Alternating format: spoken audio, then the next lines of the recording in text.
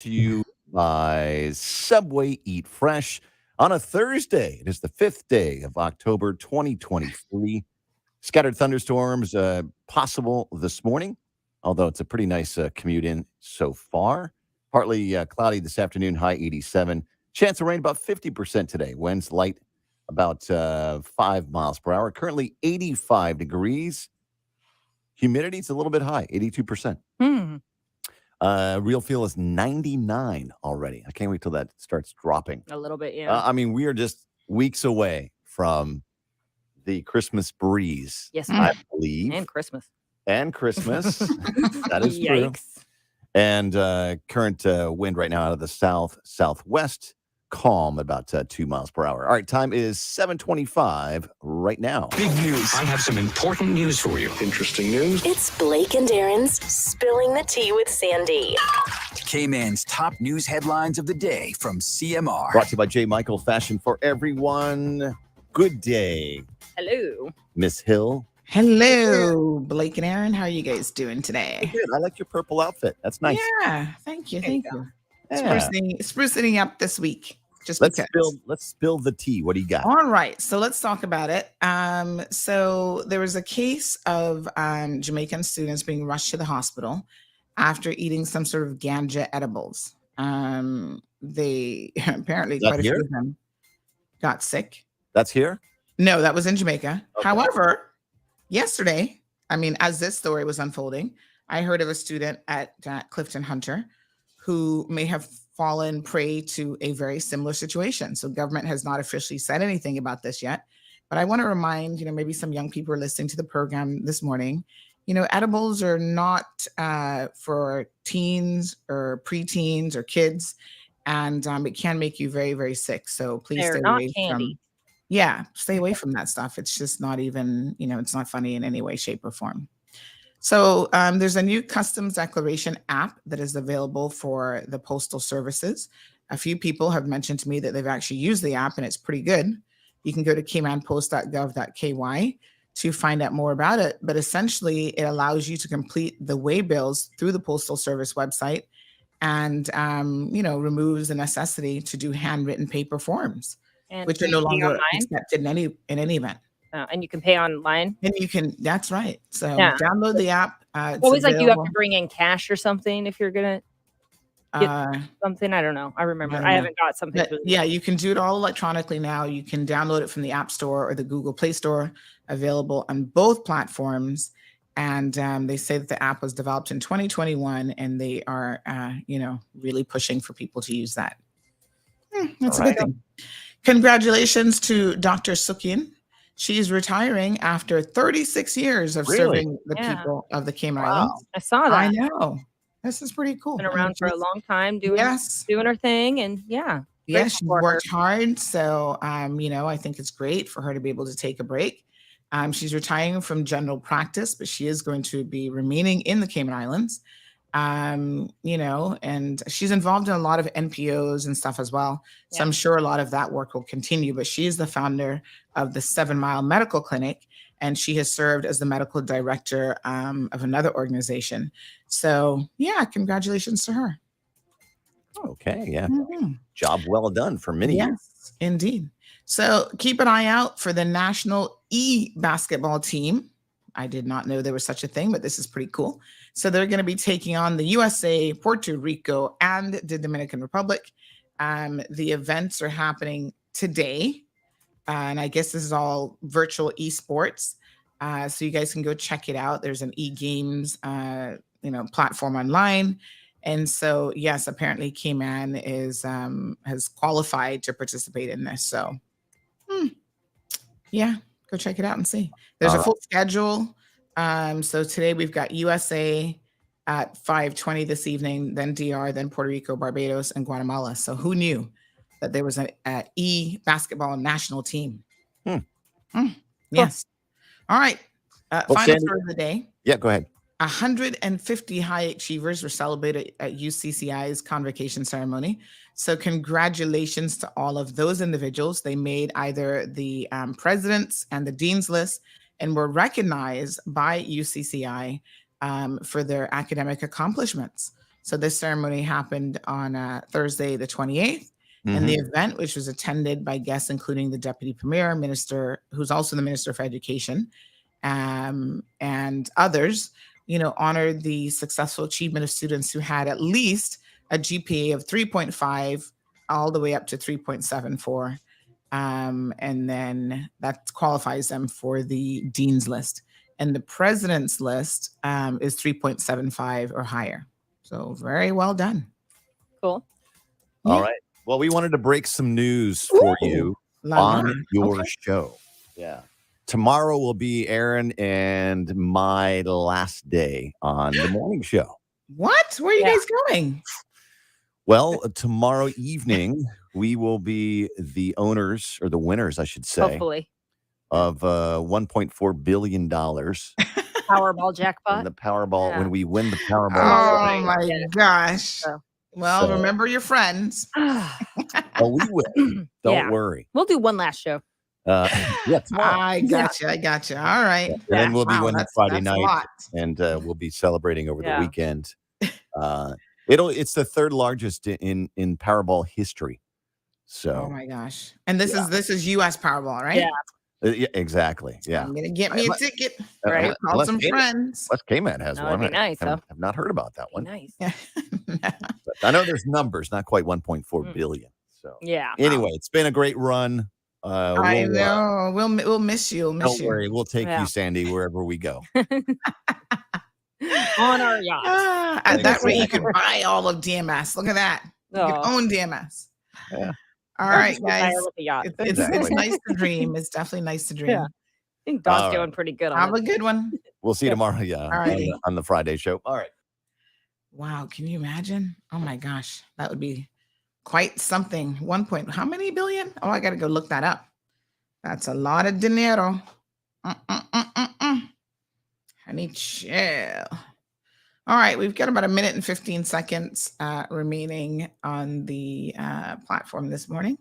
So I'm going to grab all of my links and share it with everyone. Giving the show phone a little bit of a charge. I noticed this morning that it was a little bit low. About a minute left, so we'll give that a second here. How are you beautiful people doing this morning? Happy Thursday. And then we'll kick off with our radio listeners. Let me move my apple cider a little bit closer. Because y'all know, look like I'm definitely going to need it today. Miss Stacy, come, 35 seconds. Miss Stacy, is that you or Zeus knocking at the door? Thank you, ma'am. Sometimes I hear Zeus outside trying to get in. He's like, let me in. I want to be on the show too. Oh my gosh. All right, folks. Let me grab some, trying to grab some of my video links and stuff. All right, here we go.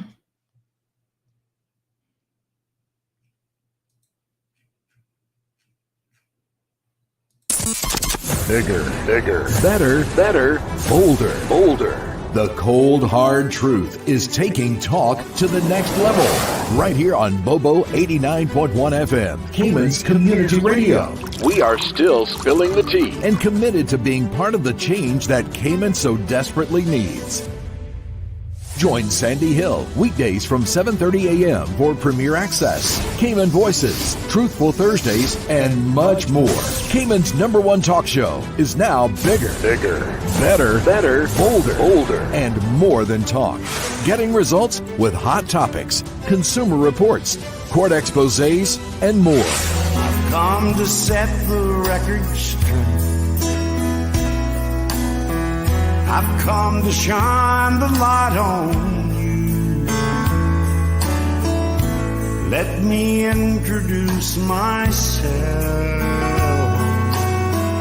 I am the cold, hard truth. Now, from the CMR studio in Grand Cayman. Live. Direct. It's the cold, hard truth. Now. Join the conversation on 345-936-2626. That number again is 345-936-2626.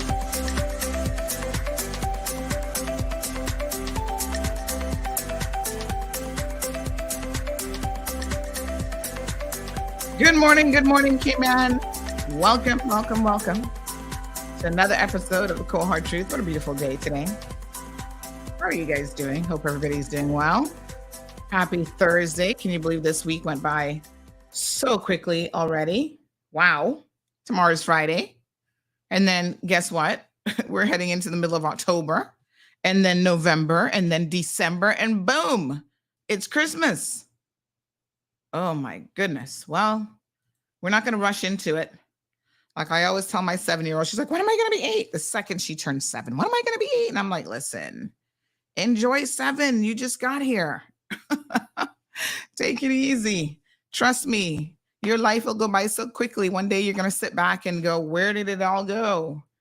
So enjoy it while you can. Somebody said, Sandy, lately you've been dressing like you work for CNN. My goodness.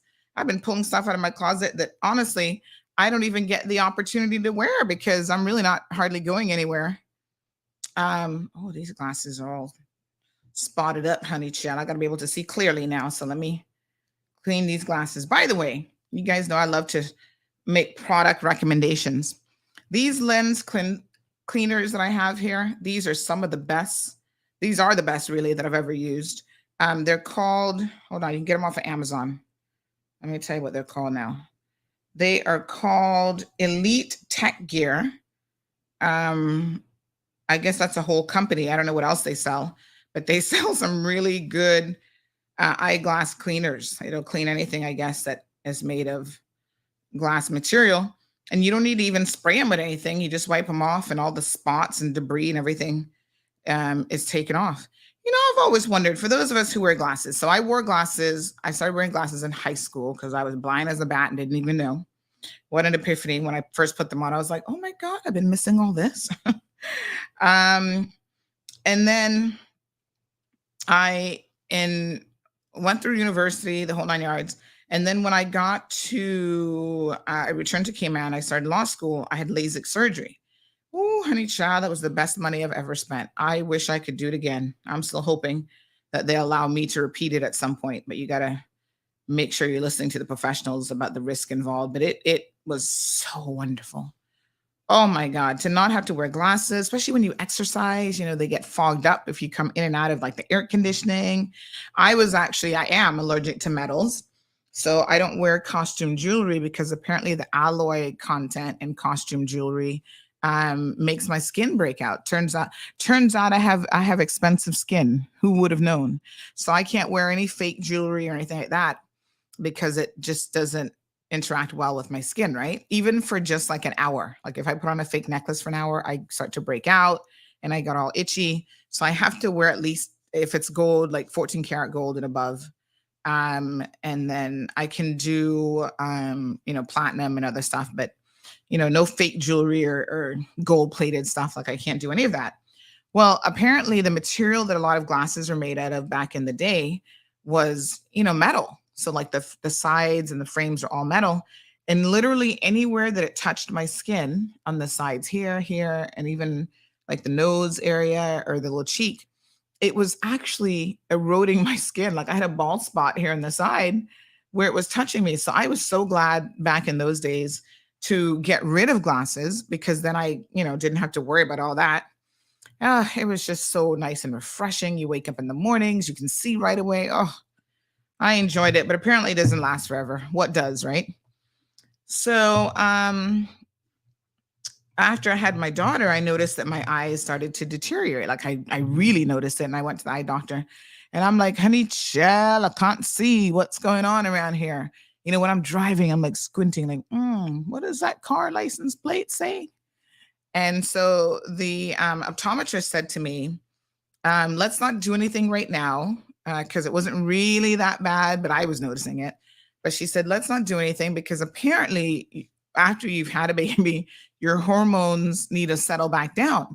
So she said, hormones impact a lot of stuff, including your eyesight. So this could just be temporary. So let's wait it out and see, let it settle for a little bit. And I was like, really? Oh gosh, I don't know how y'all do it all 20 times. It's like, geez, I'm peace. Your body really goes through a situation when you, have a baby. So anyway, I said, all right then. So we waited and I think it did settle down a little bit, but it was so obvious, especially at night, that I really needed the help of glasses for distance. So it's not as bad as it used to be. And thank God they now have like plastic frames that are a little bit, better than back in the day when they were all like mostly metal frames. So yeah, I'm back to wearing glasses. I wish that I could redo the LASIK surgery because trust me, it was wonderful. And then I'm at that age now where I don't really need reading glasses, but it's probably coming. So she was saying, your eyes are going to make some adjustments again over the next couple of years. So for the most part, I can see pretty fine print as long as the lighting is good. Speaking of lighting, let me turn on this other light over here. So yeah, okay, there we go. So as long as the lighting is good, I can see most fine print. Now, if it's super, super fine, pill bottles where they you need a microscope. She said, you know what, don't get readers, don't use readers for that because your eyes are so funny, like so many other things in life. If you're using something, your body will rely on it. So I don't technically need glasses to read like the computer screen or anything like that. Although I think the blue light or whatever they emit, like a lot of these glasses have protective film against that. So I just pretty much keep them on all the time.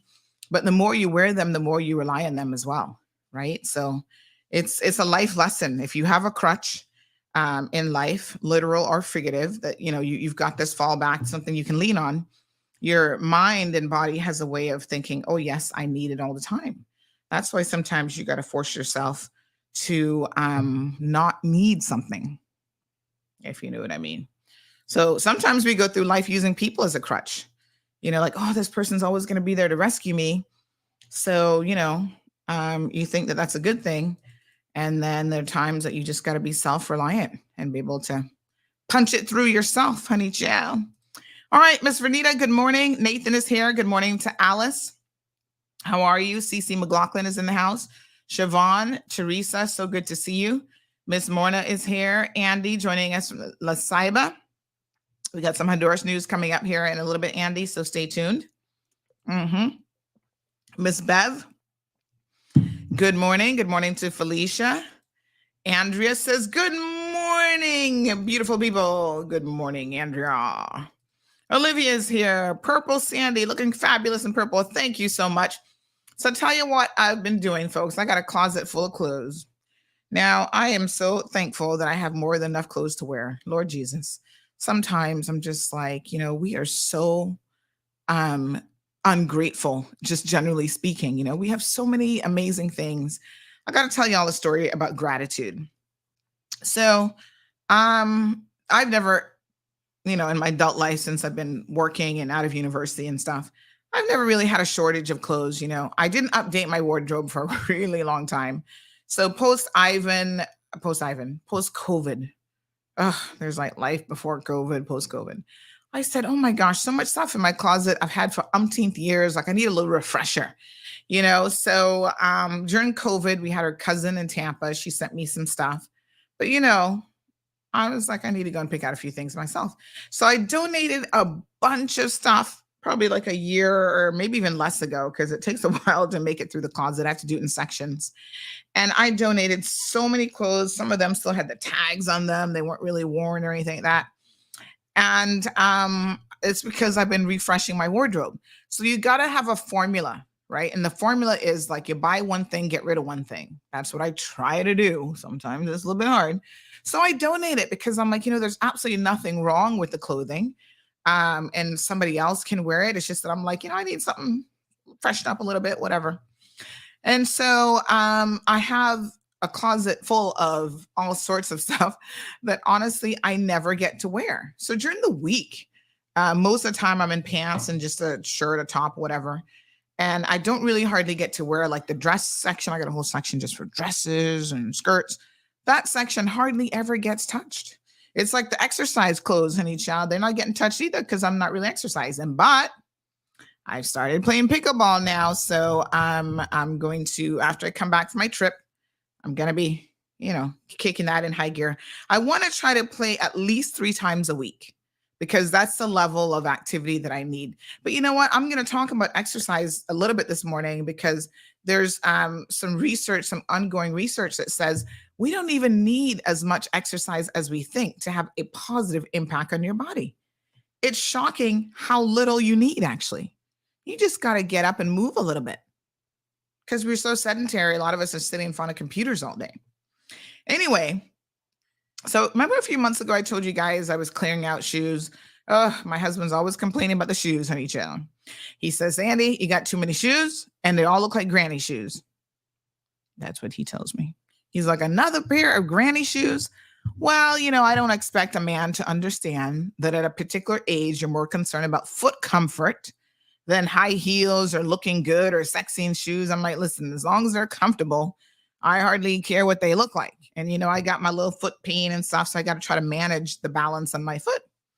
So anywho, he says I have too many shoes. He is probably right. So I went through and I started pulling out some shoes. I said, you know what? I'm going to donate a lot of these shoes. When we moved into this house 7 years ago, I actually did a whole clean out for my apartment moving, I'm like, okay, don't take anything you don't really need. So I did clean out and donate a bunch of stuff then. So anyway, I did a big clean out and I had mentioned it and someone reached out to me and said, hey, Miss Sandy, I heard you mention these shoes. I wonder if I could get some. And I said, don't you worry. Child, that was like 2 months ago. It took us all this time to finally coordinate and get together. And the good news is I was able to pull out more shoes during that time. And I gave this young lady 2 bags of shoes. And I said, it's so wonderful when people are really grateful and they express their gratitude. This lady messaged me. She said, Miss Sandy, you have no idea how much this means to me. And I was like, really? She said, yes. In fact, she said to me, I have never had, she says, oh my gosh, in all of my, let's just say 50 plus, I don't want to give her exact age, on earth, I've never had this amount in my closet. I can now pick, choose, and refuse. I was like, aw, every woman should be able to pick, choose, and refuse shoes, honey child. I'm not saying that we have to be like, what's her name? Imelda Marcos. We don't need thousands of shoes, but you should be able to say, I'm wearing this outfit today. I should at least have a few choices. So I'm so glad. And it just turns out that we wear the exact same size. So when she heard what size I was, she's like, oh my gosh, we're like the same size. And they fit perfectly. And when you have more than enough shoes, chances are you're really not wearing but 1 or 2 pairs anyway, which is kind of crazy when you think about it. Marshall, Damaris, Patricia Blake in the house. Ronaldo, good morning. Hello, Vicky. Thank you so much. Olivia's here. Philip, so good to see you. I've not seen you in a minute. Miss Dean is here. Daisy, hello, Daisy. Gabby in the house. She says, can we really bring in Pepper? Just want to make sure. No, not yet. Y'all need to calm down now. Not yet. Speaking of pepper spray, you have to wait. So when they make a decision in Parliament, like they all agree, there is legislation that has to be written around it. It's the same thing with the pension, the new pension laws or whatever. You can't just jump up and be like, well, I want to access my money today because this happened in Parliament yesterday. There is still a time period that it takes now for the legal drafters to put stuff together and to draft it and redraft it and tweak it. And so I don't know when technically pepper spray will become legal in this country. We just know that the majority of MPs have voted in favor of it. Now, I have my reservations about the pepper spray, and I saw someone sent me a video yesterday where someone was calling on, now, this is where y'all are a bit ridiculous, and I must admit that this video made me shake my head. Someone was calling on the premier to resign because he voted against pepper spray. I'm like, as Caymanians, we seem to major in the minor. You know what that means? That we're focused on, okay, great. Y'all think pepper spray is going to be the panacea to solve crimes in this country. I can assure you, like I said, mark it down that September of 2023, Sandy said, it ain't going to happen, right? You can carry all the pepper spray that you want. Your kids are going to be abusing it and carrying it. Criminals are going to now have access to it. They're going to be abusing it and carrying it. You think that because an MP disagrees with me over pepper spray, right? Say I was a staunch supporter of pepper spray, that I'm going to say that you should be resigning and you shouldn't be running this country. And there's so many more important issues facing this country, quite frankly. And there are a lot of things that you should be judging somebody by as opposed to just their vote on pepper spray. And you know, when someone takes on a particular aspect of a discussion and you hear them like totally go overboard with it, do you not in your mind think, why this particular response to this situation? Is there more to this than meets the eye? Does this individual just not like Premier Panton and has some other, beef to pick with him? And that's really what this is all about. It's like, I think Al Ebanks, I don't know if Al's listening to the program this morning, but Al often talks about this selective outrage. For me, it can be very, very selective at times. And maybe to some extent, as human beings, we can all be prone to this. I'm not really sure. But, it does give me pause when I see people overreacting to a particular situation. I don't know. It just seems a little bit off to me. And then there's a lot of people who have a vested interest in pushing a particular agenda. So we're going to talk about overreacting this morning, and I'm going to share with you some of what's happening in the community now. I thank all of you who go out of your way to send me screenshots and other things to keep me abreast of, what's happening. Because I think that we have, I don't know about we. I have a responsibility in this community because people are here and they're listening. I have a responsibility to try to filter through nonsense. And there's a lot of clutter in the community sometimes, and there is a lot of nonsense. And so I feel like we are oftentimes, like I said, not always focused on the things that we should be focused on. And we have a lot of energy and time for misinformation and for other things. Now, I suppose we have all been guilty of this at some point in time. I have really taken on a very different position because of CMR, that Sandy, listen, a lot of people are listening to you. So, you've got to make sure that what you say, not as a matter of opinion, because remember now, opinions are one thing and everybody's got one of those. That's not the problem. But when you start to say things factually, make sure that you are fact checking yourself. Make sure that you're going back and doing some research. So it is the case that our memory might deceive us at times. And we might remember something from 5-10 years ago that doesn't really quite go so. Yeah. And then sometimes our memory is, incorrect because we've accepted so much propaganda in our own heads. So this, again, is where you have to have a bit of a discerning spirit about you. And I think that some people, quite frankly, just do not have that ability. So I'm going to break it down here in just a second. Mr. LeMay says, good morning, Sandy, and to all. 18 karat gold would be best as it's 75% pure gold, and 14 karat is only 58.5% pure gold. Oh, we're getting less than gold today. I've seen clients who are allergic to 18 karat on rare occasions, but platinum would be best. Wishing you a blessed day. Well, thank you for that. Yes. Of course, the higher you go with the carats, the softer the gold is, right? So I think most like do 14 and 16. I don't really ever hear people doing 16 karat, but a lot of countries like India, you notice that their gold is even a different color because it tends to be more of a pure gold than what we use in this part of the world. But yeah, I seem to be okay with 14 karat gold without a problem. But if it's like any of the fake stuff, it really starts to impact me. Good morning, Miss Morna. She's saying that she needs a little upgrade. Hello, young Colin and his mother. I know every morning they're listening to the show on their way to work. Shaka Zula is here. Leroy is in the house. Miss Sonia, good morning to you. Oh my gosh, Alejandro said some jewelry in the waterfront used to make his skin black. And he says, yes, I'm brown skin. What a hot mess.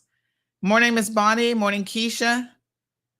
KK says, sounds like me. I have photophobia. Photophobia? You do? Huh. All right. So let's break it down this morning. What's Sandy talking about? Roll call. Miss Dean is here. Yes, honey child. I'm checking in. Miss Amelia is here. Oh, poor Miss Amelia. She gets upset. She's like, don't use no bad words. Miss Amelia, if you would pay attention in class, you would know that we do not use bad words before 10:30 in the morning. And then at 10:30, you've had 3 hours, you can log off. You'll be all right. But you see, everybody knows you really want to turn up Sandy in the sauce. You just don't want to hear them bad words, but you still want to shush. My goodness. Poor you. Oh, Michael says India's using 22 karat. Yes, it's a much, and it's softer, right? But their gold is so beautiful. I love a lot of the Indian pieces. They're very intricate in design and so on. All right. Morning, Sharon. Inspiring. Hello. We'll put you down for attendance this morning. All right, Mr. Amelia, stop your complaining now. Nobody likes a complainer every single day. Sometimes we just like positivity. So you keep saying that you're blessed and highly favored, and we're going to continue the conversation. So there's been a bit of something in circulation. I'm going to share with you some of the screenshots, and I've received a number of queries yesterday. And I think somebody said to me last night that, it's circulating, and, Cayman is so small that sometimes things grow legs and tentacles and the whole 9 yard. That is just shocking how quickly a situation can take foot. So I don't know who Mr. Gerald Bush is. I thought this was another Gerald because I know another Gerald Bush, but I don't think this is him. So it says, I'm hearing a rumor that a huge piece of her heritage will be swapped to help someone's hotel. Hope this is not true. So there was that one that somebody sent me, and then somebody sent me another one, and then somebody sent me a question. Sandy, oh yes, Mr. Denver, are you here, Mr. Denver? Somebody sent me yours as well, where Denver says, so look at how this develops, right? So we go from someone like Mr. Gerald saying that he's hearing a rumor. I think that's fair. Sometimes we post up, yep, we're hearing a rumor too. But then it goes from hearing a rumor to Denver now saying, so we're giving away our public beach, our politicians, ... And then apparently, Mario jumped on the bandwagon, and he was telling his listeners over on his platform that apparently there's some new deal and we're giving it away and we're doing this and that. And it's so interesting how,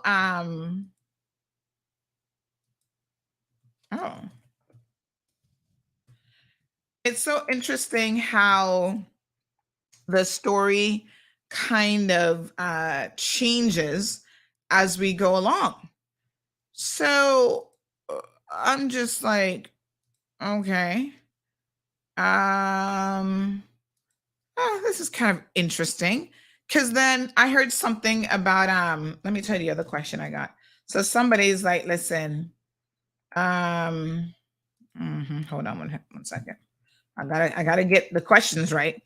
So someone else said, hey, Sandy, you heard anything about DART trying to take public beach, or at least a portion, for this new hotel, and giving the public the old Victoria House back? And I was like, Victoria House? Now you see the story, this is like playing Chinese telephone. Every person who gets the story and passes it on to somebody else changes the details. Because the original story, let me take on my little notepad now because I was doing my research last night. The original rumor had nothing to do with Victoria House, but had everything to do with, what's the other one called? Oh Lord, I can't remember. London House. So I'm like, is there a Victoria House? Is that different than London House? I'm confused because the story is getting all mixed up and confusing, and people are just, I guess, adding on bits and pieces, and it's getting a little bit haywire. So listen, see, Amanda says, no, it was London House, but somebody else got it as Victoria House. I don't even know if there's a Victoria House in Cayman, but listen to me. Let me tell you this. There's no truth to this rumor. I don't know how some of these rumors get started, but, this is the mall road. So, sometimes somebody hears a little sus, or they start to get confused about something. I have legitimately seen people get confused, right? Where someone will say, this incident has happened. Then when I hear the details of it, and they're like, oh, it happened to this particular person. I will say, no, I actually think, let me plug this phone back in. I think we got enough charge now. I will say, no. That story can't be so, because the facts are almost identical to like this person who had a stroke, but it's the wrong name. It's the same way y'all try to kill off poor Miss Margaret Ramsey. That when somebody who works for the DPP's office dropped down and had a heart attack. So the story was so similar, but it was a totally different person. So this is just how the rumor mill goes. Good morning, caller. Uh-oh. You might have to call back because I had to plug the phone back in. Can you hear us? I'm sure they can hear us, but we can't hear them. All right, give us a call back. So I've been doing some digging to see why and how this story probably started to grow some legs over the last couple of days, because it is very, very confusing where this has come from. Good morning, caller. Good morning, Sandy. Hello, honey. Victoria House is a property that was destroyed, I think, with Hurricane Ivan. Mm-hmm. That's property right next to the London House. Oh. It has a gate. So there are two separate. Victoria House existed at some point. Yeah. Oh, yeah. Mm-hmm. I remember I think back in the 60s, there was a gentleman from British Columbia. Mm-hmm. That's why they call it Victoria House. Victoria, British Columbia. Mm-hmm. And he built that place. That got destroyed in Hurricane Ivan. Okay. And then they talk about artificial intelligence. We got artificial stupidity. Oh my God, that's funny. And by the way, if you have any clothes or you want to donate, I'll be more. I'm not going to cross dress. But if you got any clothes you want to donate, or anyone out there that wants to give away clothes and stuff, next year we're going. Mina Javier is going over to Cuba on a missionary trip, like we did to Honduras, and it's the most rewarding thing to be able to see how much people truly appreciate what they get. Here in Penang, we have so much, and we don't realize how blessed we are. Oh my gosh, trust me. And more people need to go down there to humble themselves. No, I could not agree with you more. Now, Mr. Dexter, I have to tell you something. We have a lot of people right here in this country who are in need. So I believe charity starts at home. Not that I don't want to send stuff overseas, but I always start here first. And I shouldn't say never, because, I've been to Cuba and you take little stuff when you can. But, I try to help the people right here in the good old Cayman Islands who are in need. I do that too. Because the thing about it is charity begins at home, but the majority of people, they won't let that false pride go and don't want to let the world know. Of course, you go up by the Red Cross Society and their thrift shop, and there's so many people shopping up there, and they're looking around as if they're embarrassed. Why should you be embarrassed? Absolutely. I go up there and if I need a long pants, I don't have too many of those. I have most of mine short. And but if people have any clothes, last time I went to Honduras, we did. Javier didn't send it to any organization. He went down there. Somebody picked it up, stored it in his house. And then when we went over, we divided up in different categories, like infants, babies, children, and we give them we did shoes and stuff. But to see the look and how much they appreciate that, like a community comes together. Somebody gets a message out that these people are coming up and they're going to get new clothes and stuff.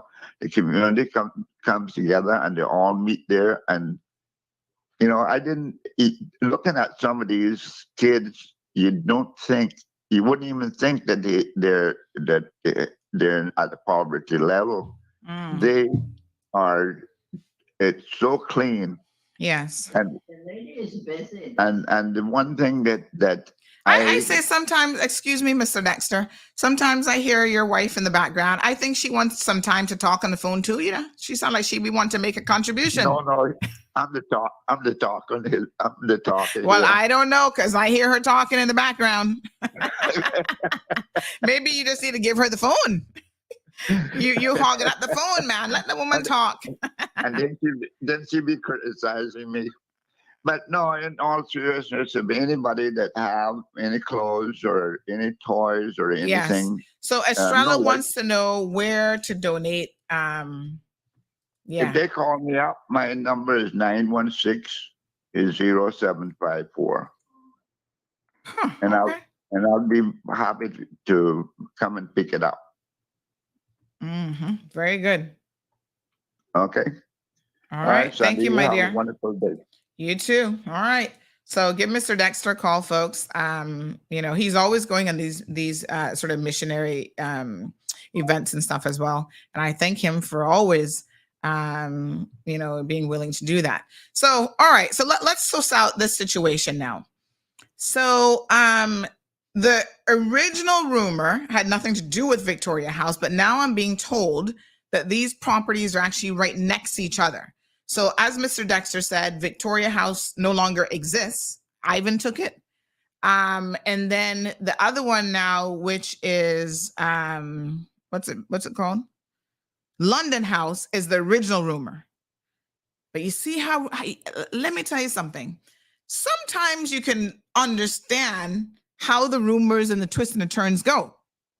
So DART has nothing to do with London House. They don't own London House. They've never had any interest in London House, nothing to do with them. However, the Victoria House, which is in close proximity, you guys are saying it's right next door, is owned by DART. Interesting, right? So you kind of get the mix-up story there. So, DART owns a lot of property in Cayman, especially in that quadrant of the island. So the Victoria House property, which is on West Bay Road across from the tennis and pickleball courts, is owned by the DART organization. All right. So that's a fact. Let's separate fact from fiction this morning. They don't own London House. They don't have anything to do with London House at all. Okay. Somebody says Mr. Mike Adams' wife used to manage Victoria House, and there's a Victoria House. It is below London House going West Bay Road. But somebody just said Victoria House, not Victoria House. Wait a minute. Which one no longer exists? Now y'all confusing me. So London House and Victoria House are still standing? Both properties? Or is Victoria House is just a property now? It seems to me like that's just a property. But just clarify, I've got some people working on fact checking this. So someone says, good morning, Sandy. That fool from CB, being Cayman Brack, it's like she drinks hard and wakes up with some S on her head until she gets it in her face up there. She would know. Okay. Maybe someone should have pepper spray when her hands was sticking on people's property.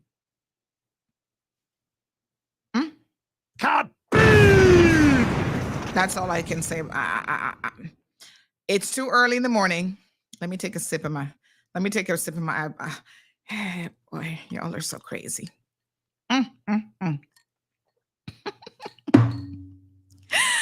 Oh, y'all are something else.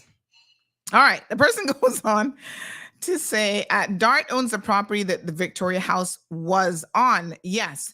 I don't know if this story is correct, but he owns that property. It's right about or above Anchorage. So it's between the London House, Anchorage, and Anchorage condos. Okay. So Victoria House is a vacant property. It's no longer Victoria House. All right. Okay. So we got that part of the story also stout. Everybody wrote that down in your notebook. So we're clear. DART organization does not own London House, never has no interest in it. But the property in Victoria House, where that used to be, is indeed owned by the DART organization. All right. Nugget of truth there. Now, the main question that is circulating, this rumor, if you will, that appears to have taken on quite a life of its own. So first we started calling it a rumor, and then within 2 twos, we're saying that the government is giving away public beach. I can tell you, folks, without any fear of contradiction, that this is actually not accurate. There's no discussions between the DART organization and the Cayman Islands government about any swapping of land, any giving away of beach, any this, that, whatever.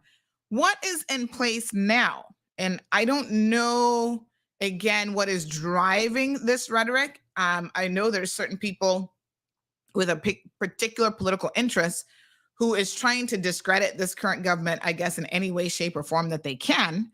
But what is in place currently has really come out of the Four Alliance, it was just called Four Alliance, right? For Cayman Alliance agreement that was done under the UDP government many, many moons ago. And we're going to go through some of that because, you know, as I was thinking about it, I couldn't even remember. I'm like, what did we get for this Four Alliance? I mean, how did that story go again? So I had to go and do a little bit of digging, and we're going to talk about some of the details of that.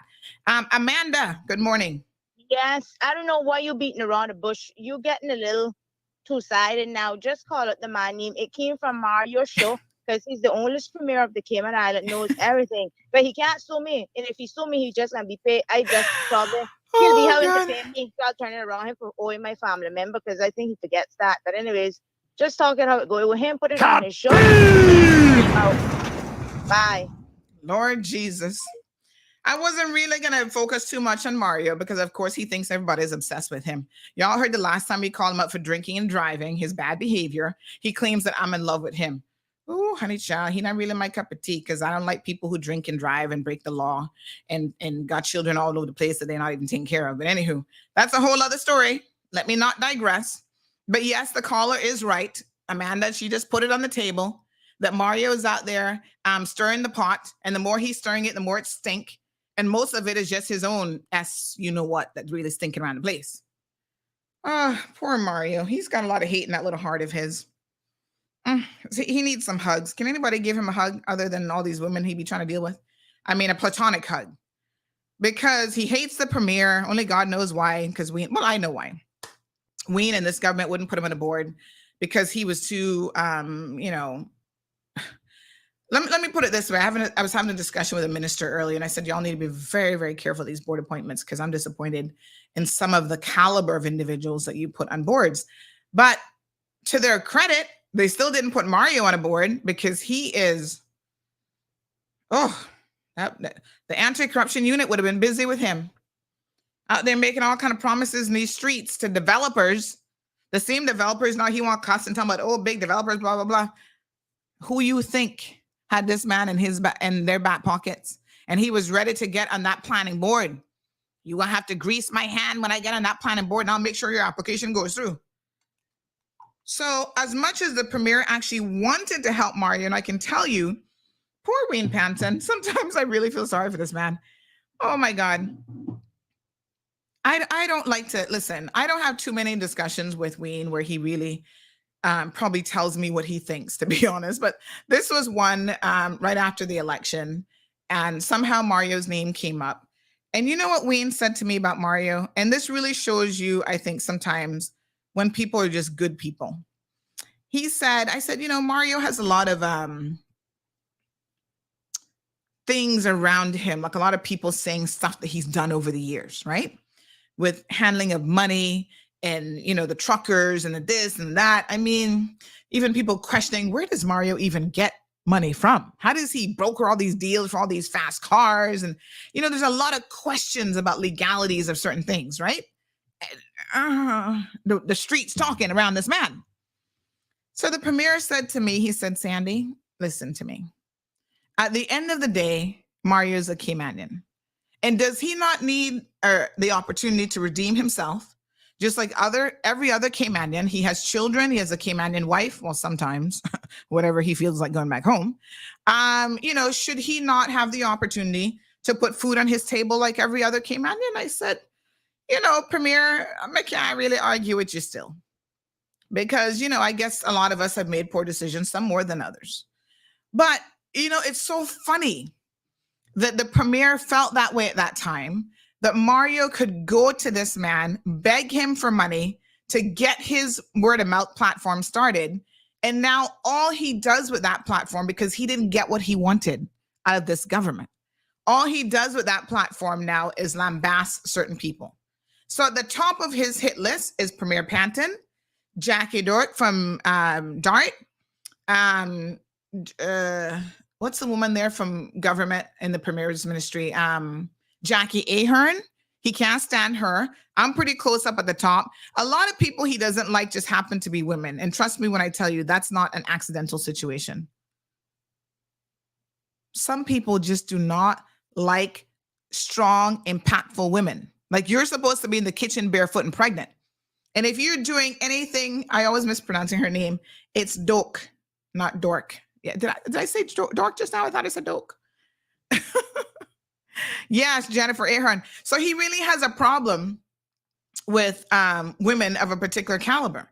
If he can't use you for his own little whatever and abuse you and whatever and run circles around you, then he really has a problem. And it is unfortunate, because I don't know what environment he was raised. He probably was, I don't know, was his mother a strong woman? I mean, I don't know what the situation is, but I always find it very peculiar when men have this particular feeling and attitude towards women. It's not normally a good thing. They don't respect women at all. They're just here to use women. Anyway, I'm digressing. So, he seems to have some sort of agenda. I know him and Chris Saunders are awfully close. And so Chris is trying his best to use everybody that he can use these days to further his agenda. So yes, Amanda's right. From all that I've heard, the person who's pushing this storyline and this fake narrative is Mario and his platform. And it's unfortunate that then people are going to run with that and start posting that on social media as though that is the truth. Now, I think what we really need to try to do is remember how things were, right? Now, I know a lot of people didn't like the 4 Cayman Alliance. They didn't like the restructuring of West Bay Road. But I think if we were to be fair and balanced, right, remove DART out of the equation, because I think what happens to a lot of people is the second they hear the DART organization's name, they're not capable of being fair and balanced. Do y'all remember what Public Beach used to be like? Do you remember how you had to park and get to the beach? Do you remember the lack of anything in terms of accommodations and a proper play area and so on for our children, huts and all that kind of stuff at the beach? Do y'all really remember? Because I have to wonder, it wasn't like a great looking beach. We claim that it's 7 miles. We know, in fact, it's only 5.5 miles or something like that. But, let us remember, I was able to, someone dug out some old photos for me. This is what it looked like. Remember the little parking areas that had the big rock boulders right there? And then when that ran out and you didn't have enough parking, you then had to park across the street and walk across West Bay Road and hope you didn't get run over by somebody, and just make your way across with all of your beach equipment and everything. So this is what Public Beach looked like. Do we have any after photos of Public Beach? My little assistant here now can send these to me. It has been an improvement by all standards. I mean, let me be very honest, right? After Hurricane Ivan, do you guys remember where the beach was? It moved into the road.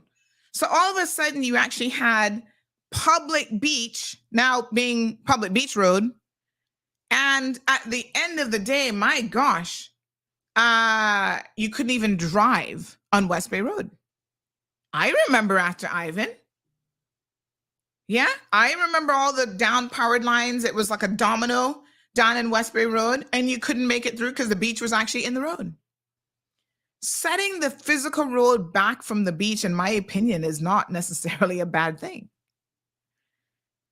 So there was a deal that was brokered, and I'm going to now show you an after photo. So this is one of the before pictures, yes, of what Public Beach looked like beforehand.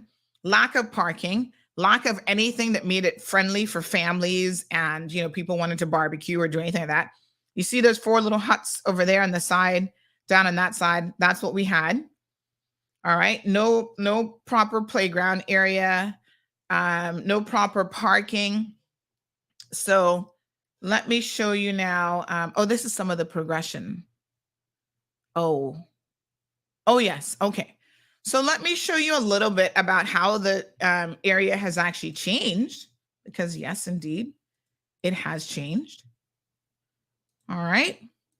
Let's do some aerial photos here so that you guys, again, can have your mind, put your mind to how the road has changed. And now we have adequate parking. We have a proper play area. We even have a calisthenics park. That's exercise.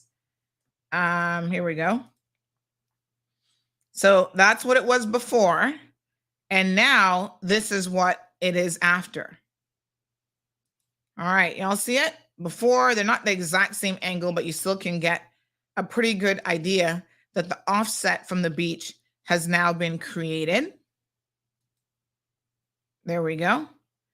And this doesn't show, this isn't completed, but this is some of the progress that has been made. And then we see things like a parking area that can now accommodate hundreds of vehicles. And listen, there are times when you go on Public Beach and it is packed. The public parking, which can now accommodate, how many spots are we talking about here? Let me get, how many spots did we go to now? And it's completely full. But still, you can find proper parking at Public Beach. And you can walk on a pathway now to be able to go down the beach. We've got, well, the government needs to do better with the restroom facilities, as we saw the other day. But, you know, the restroom facilities are there. There's a proper playground for children that was completely, you know, the kids can actually now enjoy themselves when going to Public Beach. Okay. So it seems like this rumor is somehow tied in and linked to the near completion of Indigo,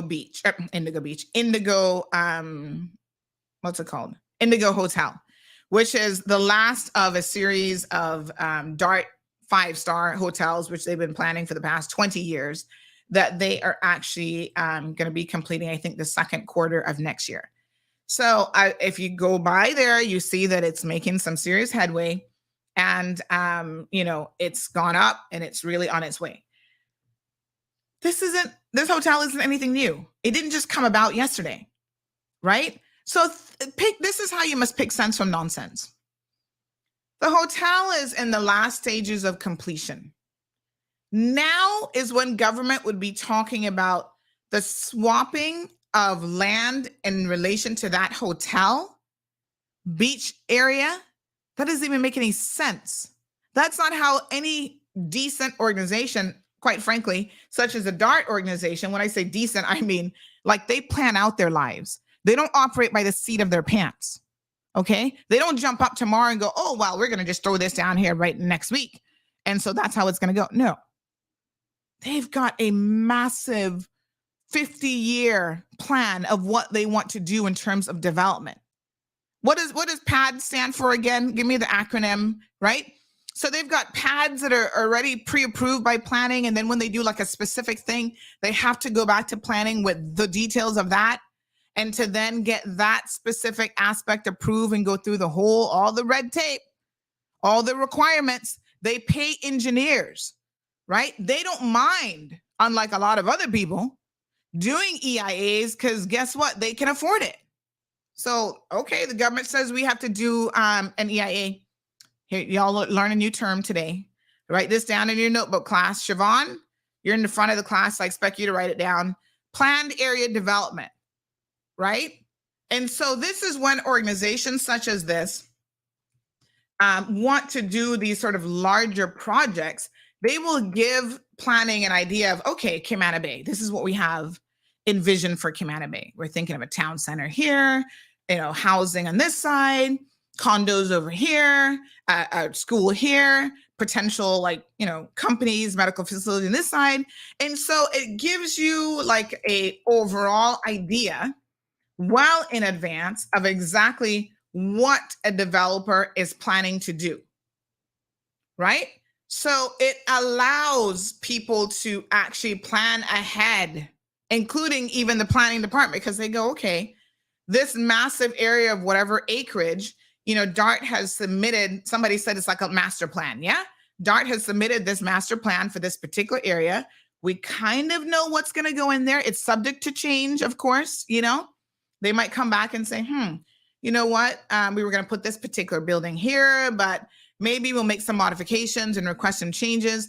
And then when you come up for a specific deployment of the master plan, you still have to go through the entire planning process for that. So every building has to go through that process, or every, whatever it is that requires planning approval. So I think it's interesting that the foundation of this rumor is faulty from the word jump. Like, it doesn't even make any logical sense. Because back in March of 2021, even before this government got in, was when DART's Hotel Indigo got its approval. So why would the government now be talking to them about beach swapping and all that kind of stuff? It isn't logical. And at some point, Mario, despite what you want people to think about your intellectual capacity, I'm going to encourage you to try a little something called logic. Try a little something called research. Don't just jump up and shoot off at the hip every single day and be saying foolishness that just isn't accurate. And then you get people up in a frenzy. And my question is, for what? We have some pretty important topics right now happening in this community that Mario will never touch on. You notice how this man never touches anything to do with child abuse, children, families, any of this stuff. He only cares about some very, very narrow issues. And listen, that's his prerogative. But my point is, if you're going to care just about those narrow issues, that means that you have a lot of time on your hands to do some proper research. Come to the people with proper information. Stop inflaming people with misinformation and pure lies. So let's have a look at this aerial view. This photo is from March of 2021. So this was the proposed Hotel Indigo location in blue, right? And in this, you can go back to this from 2021, and it talks about the 700 feet from its designated beach highlighted in green. 2021, folks. 3 years later, there are people like Mario and others who are trying to get you to believe that all of a sudden government is, trying to give away land. That is not, please, I'm begging you to just do a little bit of research and use a little bit of common sense. This image and the details that I'm telling you were revealed back in March of 2021. Now you see that blue area, Indigo Beach is up. You see the arrow, which is going to be like a footpath to this designated beach area. Okay? The Kimpton has their own, that's the Kimpton over on the left of this photo. They have their own little designated beach area as well for hotel guests. Okay. This was already approved. The old planning board approved the planning application for DART's new 10-story hotel near 7 Mile Beach. The application was for the 80 million, Hotel Indigo. Came before the planning board on February the 16th. It was deferred, it looks like, right? No input on the potential environmental impact of the project had been received from the National Conservation Council at the time. Now, here's something that y'all need to know. The reason why that didn't happen was because at the time, the cabinet of the day, which would have been the progressive, the PPM government, had failed to appoint members to the council. Now, I'm going to spend some time, folks, over the next week talking about this National Conservation Council, because this is another area that is subject to a lot of misinformation. And it is important that you guys stop vilifying poor Gina Ebanks Petrie. You stop vilifying the National Conservation Council, and you look at the facts as it relates to what it is that they are actually doing. So we're going to get the facts. How many applications do they even give any input in, right? What percentage? Because the fact is, it's like 1%. Why are we complaining about 1%? This council is to protect the environment and protect the little that we have left in terms of maybe some raw land. Sometimes they'll say, yes, you can build, but we need you to do this, this, and this. Is that entirely unreasonable? It is only 1% of applications that they even really consider and make these recommendations for. But the way that people talk about Gina Petrie as though she is this demagogue, and the way that they have vilified her makes me very, very concerned. And we need to get to the bottom of this, and we need to do some fact finding. So the next couple interviews that I have scheduled actually are in relation to this Natural Conservation Council. I need for you all to understand, what is the National Conservation Council? What is it that they do? Who the heck is this woman, Gina Petrie? Because if you listen to certain corners of this community, it's like she's the big bad wolf with a pitchfork saying that we can't develop anything in this country. Is that the truth? We're going to get to the bottom of it. So the previous government didn't even appoint anyone to the council.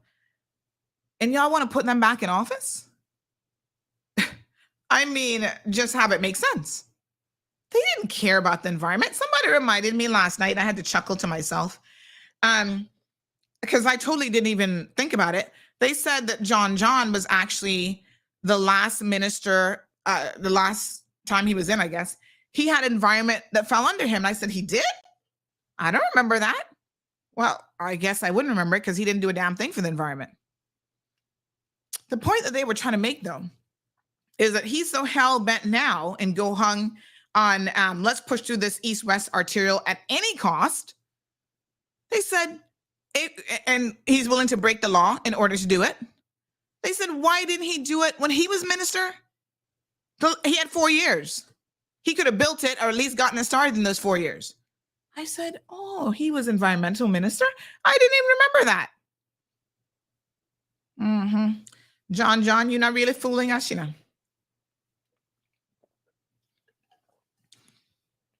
This is what was reported back in 2021. Clase, pay attention now. Atención. However, on the same day, February 16, 2021, Cabinet rushed through appointments to the council, and a report written to the Department of the Environment on the Hotel Indigo project on behalf of the NCC was then submitted to the Central Planning Authority for consideration. A government that is not even planning. They have such an important board, such as the NCC. And they sat there for God knows how long, didn't appoint anybody to the NCC. How long did that go on for?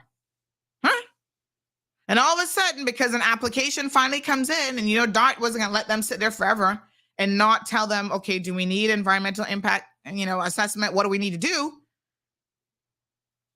Because the law doesn't allow you to hold up an application because you haven't done your job. They could rush and appoint the council the same day. Wow. What a lack of planning and a lack of foresight. Okay. Anyway, it was then approved in March of 2021. So I want you to, one of the things, by the way, that came out of that, there were some things that were requested, I think, of them, including the parking spots were increased slightly to, accommodate more parking. Was it actually increased? Let me see here now. Did they actually, I know that there was a request in response to a request from the CPA. They submitted a plan with a revised number of parking spots from 278 to 305, but asked the board to reconsider its request Oh no, I think that's another. Allow the hotel to revert to 278 feet.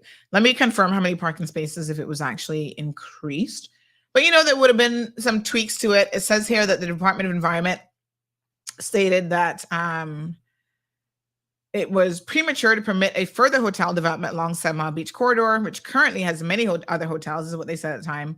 And then in the report, DOE also raised concerns about the impact on 7 Mile Beach, which it said had been more crowded with the addition of another hotel in the vicinity. Similar concerns were also raised by the chairman and the DART representatives at the meeting said that guests at the hotel would be directed via a heavily vegetated pedestrianized path to use the hotel's specially designated beach area north of Calico Jack's site. So that in fact, they're not going or they're not directing their guests to public beach at all. Not 7 Mile Beach. Right? There is, my understanding, a lot of thought that has gone into including vegetation in the area, just like the footpaths, which, by the way, as an aside, I didn't realize the connectivity to Cayman Bay and say, for example, the museum, like you can literally walk. You don't have to drive in a car or anything. You can walk because there's almost like these, are any of them underground? They're like these tunnels that you can kind of go through, and you've got these footpaths that connects the property. I need a tour one of these days of the footpaths because I know a lot of y'all don't walk and you don't know anything about these footpaths. I discovered them a couple years ago when CIS had an event where the kids at CIS had painted one of the tunnels. And I was like, where the heck did this tunnel come from? And then I realized, like, oh my gosh, this allows me to walk from CIS straight over to the museum, not have to go over West Bay Road and get ran over by 6 lanes of traffic.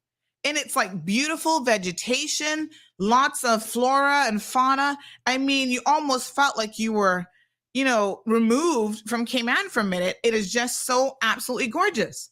And there's a lot of those footpaths that have been created to connect their property. So even with the Kimpton property, they're like footpaths that allow people to walk and get access to their designated beach area. And the same thing, apparently, that's why you see in this photo here, that arrow is going to be where the pedestrian footpath is going to go to allow people to go to that designated beach area. So there's no beach swapping.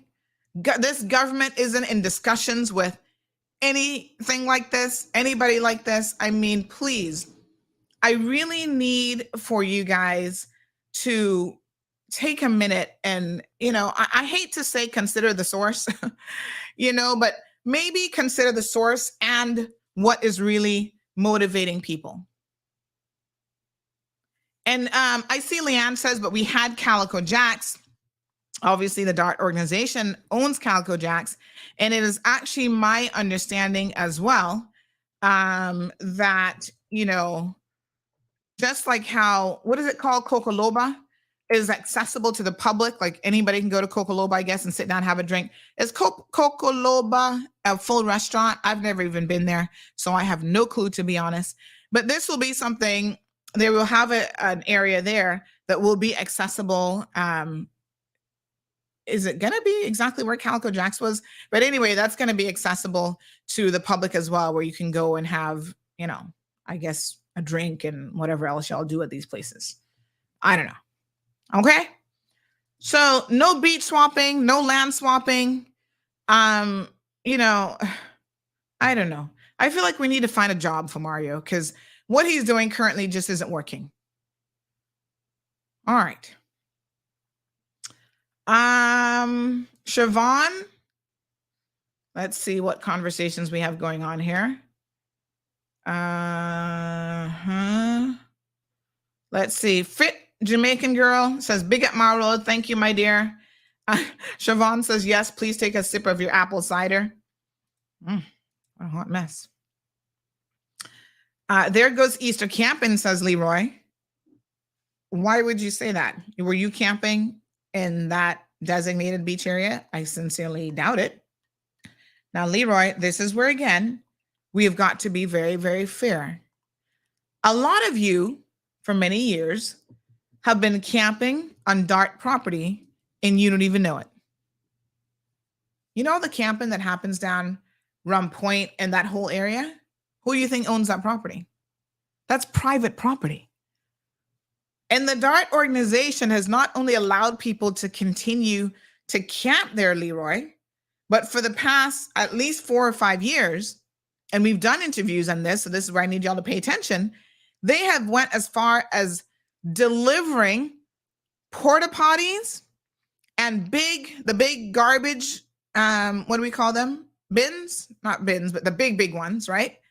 They delivered those to the site so that after you use their private property to camp on, you can actually then please use the bathroom in the porta potty and put your garbage in the garbage bin. Let's keep the environment clean and debris free. They've done that at no charge to anybody. They've taken that up upon themselves. It is their property, Leroy. So I think that when it comes to this argument about private property, you know, sometimes I'm concerned about how people think that private property, even if it has, you know, by consent, you've been allowed to use it, that somehow you own it. And so, again, misinformation out there. They've not stopped anybody from camping on their property. All they have said is, please leave it at least as good as you found it, if not better. Because unlike a lot of other property that you might be on, including even some government-owned property, the DART organization goes out of their way to try to keep their properties clean and in order. I mean, you know, who want a drunk or someone who can't take responsibility for their actions, says Siobhan. Amanda says, quiet, please. I keep on saying it's like some of our people have Alzheimer's, says Amanda. What a hot mess. I tell you. Oh, yes. Does he go on about Wendy Ledger as well? I don't even know if he really goes on about Wendy, but poor Mario. I don't know what to say. YouTuber 345 says, as much as people deserve redemption, people like him are arrogant and feel entitled and feel like chance after chance is a must. I don't know. I mean, I don't understand it. You know, research after research has demonstrated, folks, that the more you elevate women in any community, any society, the more your society works better. You know, that's why in the most remote villages in Africa or wherever, once they put women in charge of like the little family businesses, you know, little farming, commerce, whatever, there, like I said, undisputable research demonstrates that most women have a different priority. They're going to make sure that children get an education, that the next generation starts to learn a little skill. And, you know, so you empower women, in other words, if you want better results for your country. You don't hold them down and use them just for sexual toys. That's not what women are here for, right? Educate women. That should be a priority. And Siobhan says a man who can't handle a strong woman is a weak man. Well, you can say that again. And it says more about him than anything else. Dean says, kaboom to that, Sandy. YouTuber says he's a chauvinistic sociopath. Well, I'm not going to diagnose him today, but there's a lot of people who probably would agree with you. Leroy Marshall, he has a laugh out loud moment. He says, not barefoot and pregnant. Yes. A lot of men still think we should be walking around barefoot and pregnant, Cher.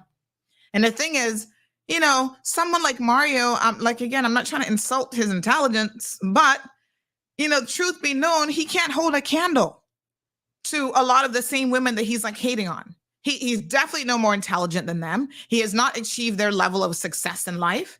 He certainly hasn't achieved their level of education, like nothing. What has this man done?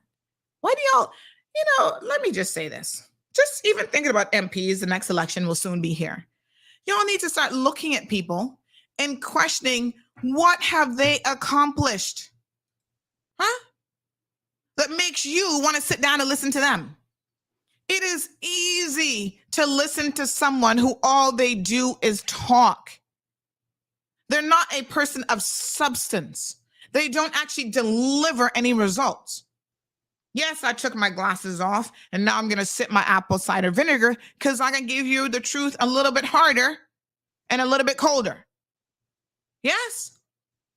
Why do y'all sit down and listen to someone who by any sensible measure really is a failure himself? What has this man done? Y'all think purchasing fast cars that you're crashing every other month into a friggin' tree, you're lucky to be alive, is a measure of any success? This man is so self-centered. He hasn't done anything for anybody but himself. But yet he's going to sit down and tell us what the solutions are for this country? What have you done? Show us where you solved the problem in your life. Huh? Where you've had obstacles to overcome, you've actually overcome it. We would love to see your success story. That's why I tell you all, be careful who you listen to and what nonsense you decide to take on board. Because now this morning, our community is up in an uproar about something that's a completely fabricated story. Government is not in talks with anybody. There's no beat swapping going on. None of that. And look at the energy we've wasted on this when we could be talking about crime, immigration, all these other important issues that we need some real solutions to. But, hello, I'm here for it. If we need to clarify stuff, then it is what it is. Good morning to John LaRue. He says, and a narcissist to boot. I mean, you guys seem to know him better than me, honey chow. I've not really spent a whole lot of time with him, but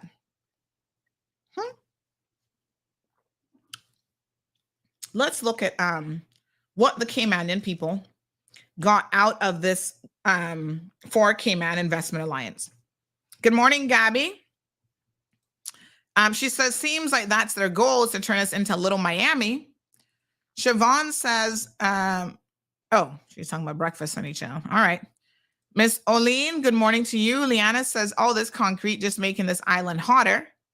Mel says, good morning. Has there been any update on a location for the public compound as part of the master plan? What public compound are we referring to? So we're going to go through the West Bay Corridor project. We had to do some digging for this. We might try to see what else we could find so that we can understand, refresh for us some of our memories. Some of you may have never known exactly, what was included in this agreement, right? So this is a bit of a synopsis, if you will, of what was included. Mel, if you could clarify for me about that, I will certainly do my best to get you the details. So hold on one second now. Let me just see here. Where is this PDF document? One second. I'm going to pull this up now. Right. Okay. So let me move this over to my other screen over here. All right. So the overview, the West Bay Corridor projects, the 4 Cayman Alliance, taking a holistic view to thoroughly developing one of the most important areas of 7 Mile Beach and creating a new West Bay community area for the educational, family, and neighborhood events. The projects will achieve the 4 Cayman Alliance objectives of economic stimulus and job creation, extending and enhancing the existing public beach, which was done, provide additional public beach to the north, extend the Esterly Tibbetts Highway to Batabanu Road, provide 20 acres in West Bay for a new community to grow in, and relocate a section of the West Bay Road to facilitate the development of the new 4 to 5 story hotel that will revitalize Cayman's tourism industry, while also creating employment and business opportunities. So let's have a look at the details. Public beach was expanded by adding land to the current site.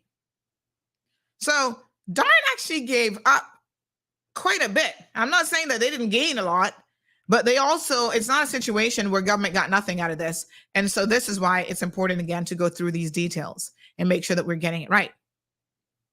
Existing facilities will be enhanced and new amenities added, all of which will improve the landscape community park facility, recreational playground.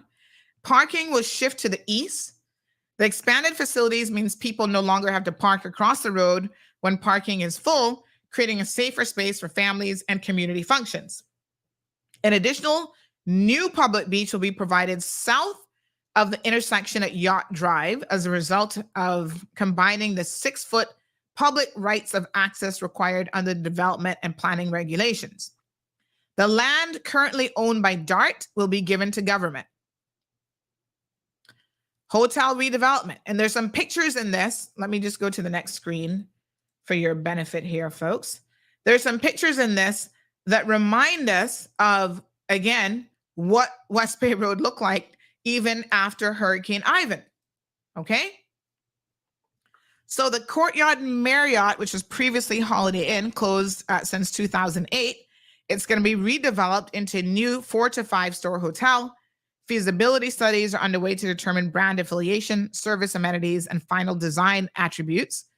The redevelopment and reopening of the hotel will stimulate tourism and economic growth by adding significantly to the island's existing hotel room stock, and will also create employment and business opportunities.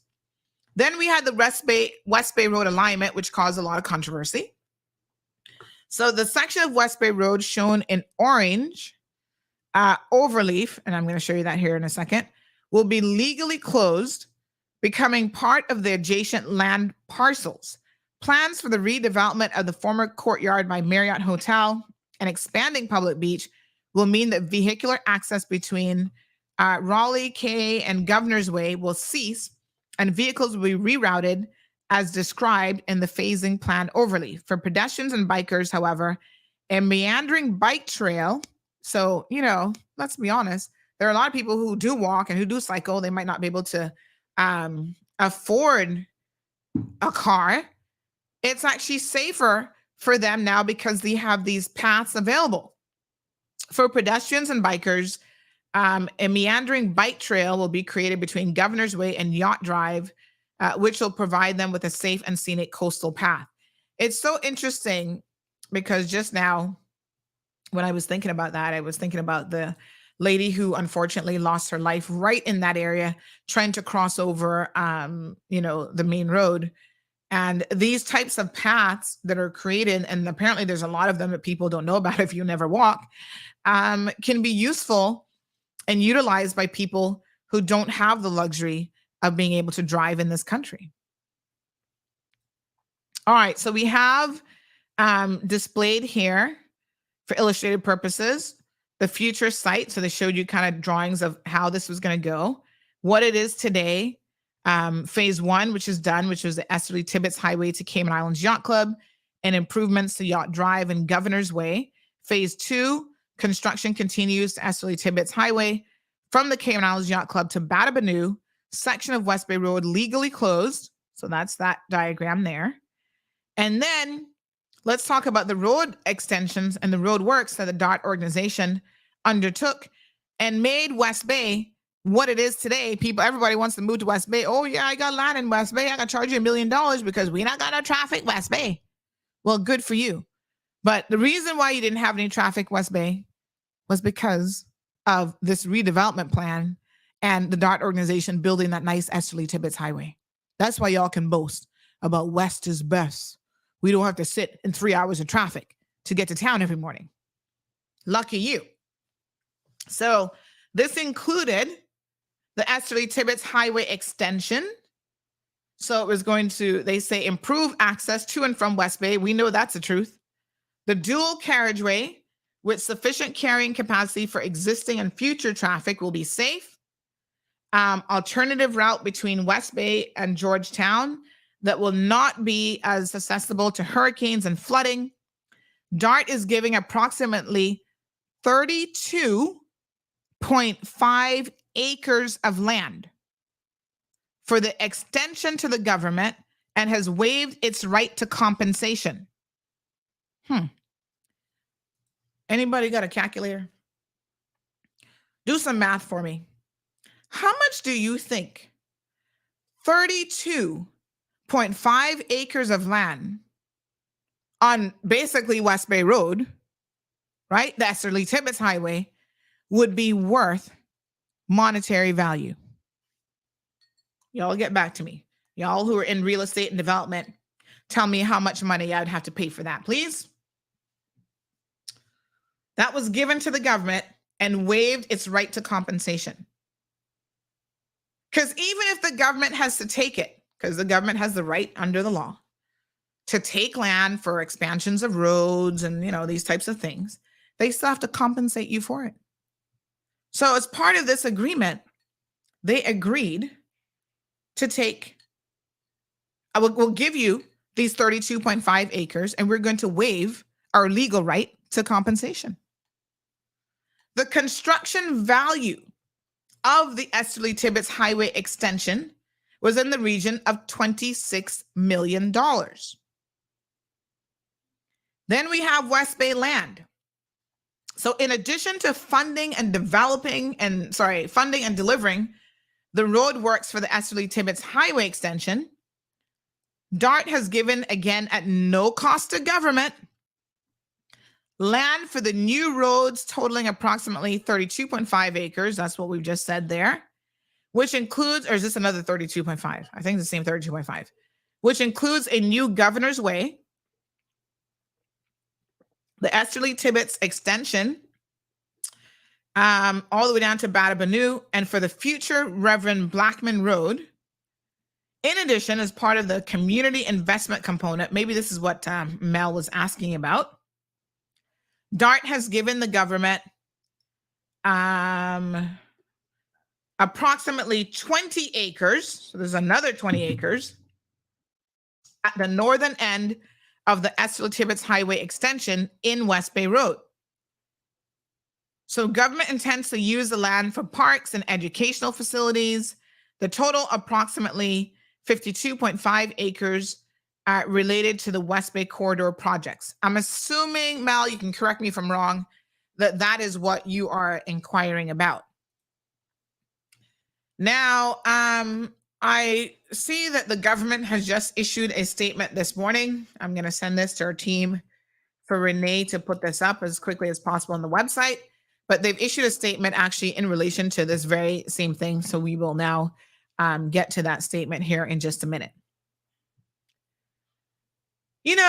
I think, Cayman, young people, we have got to decide what it is that we truly want. There is a real question of managing expectations of our people, first and foremost, people who come here to work, people who come here to visit or visitors. And we've got to get it together in terms of what is it that we actually want. So I was reading a comment yesterday about, these properties in Cayman Brac now, Airbnb pricing so expensive and they're so high. And this person says, she wants to be able to visit her family at Cayman Brac, but she can't afford to do so because the properties that she wants to stay at are going for, $200-300 a night, and she can't afford it. And she's like, it's overpriced. Well, if you're a Bracker, you would think that you'd have some place to stay with family, but whatever. I don't really know the dynamics of the situation. And then people commenting, well, why not go to the hotels? The Alexander Hotel is way more reasonable than that. Brac Reef Resort is way more reasonable. So where is it exactly that you're trying to stay that would be charging those kind of prices? So a few people start to say, oh yeah, we overpricing ourselves. We only are catering to the rich. Every time I hear someone say that, I'm confused.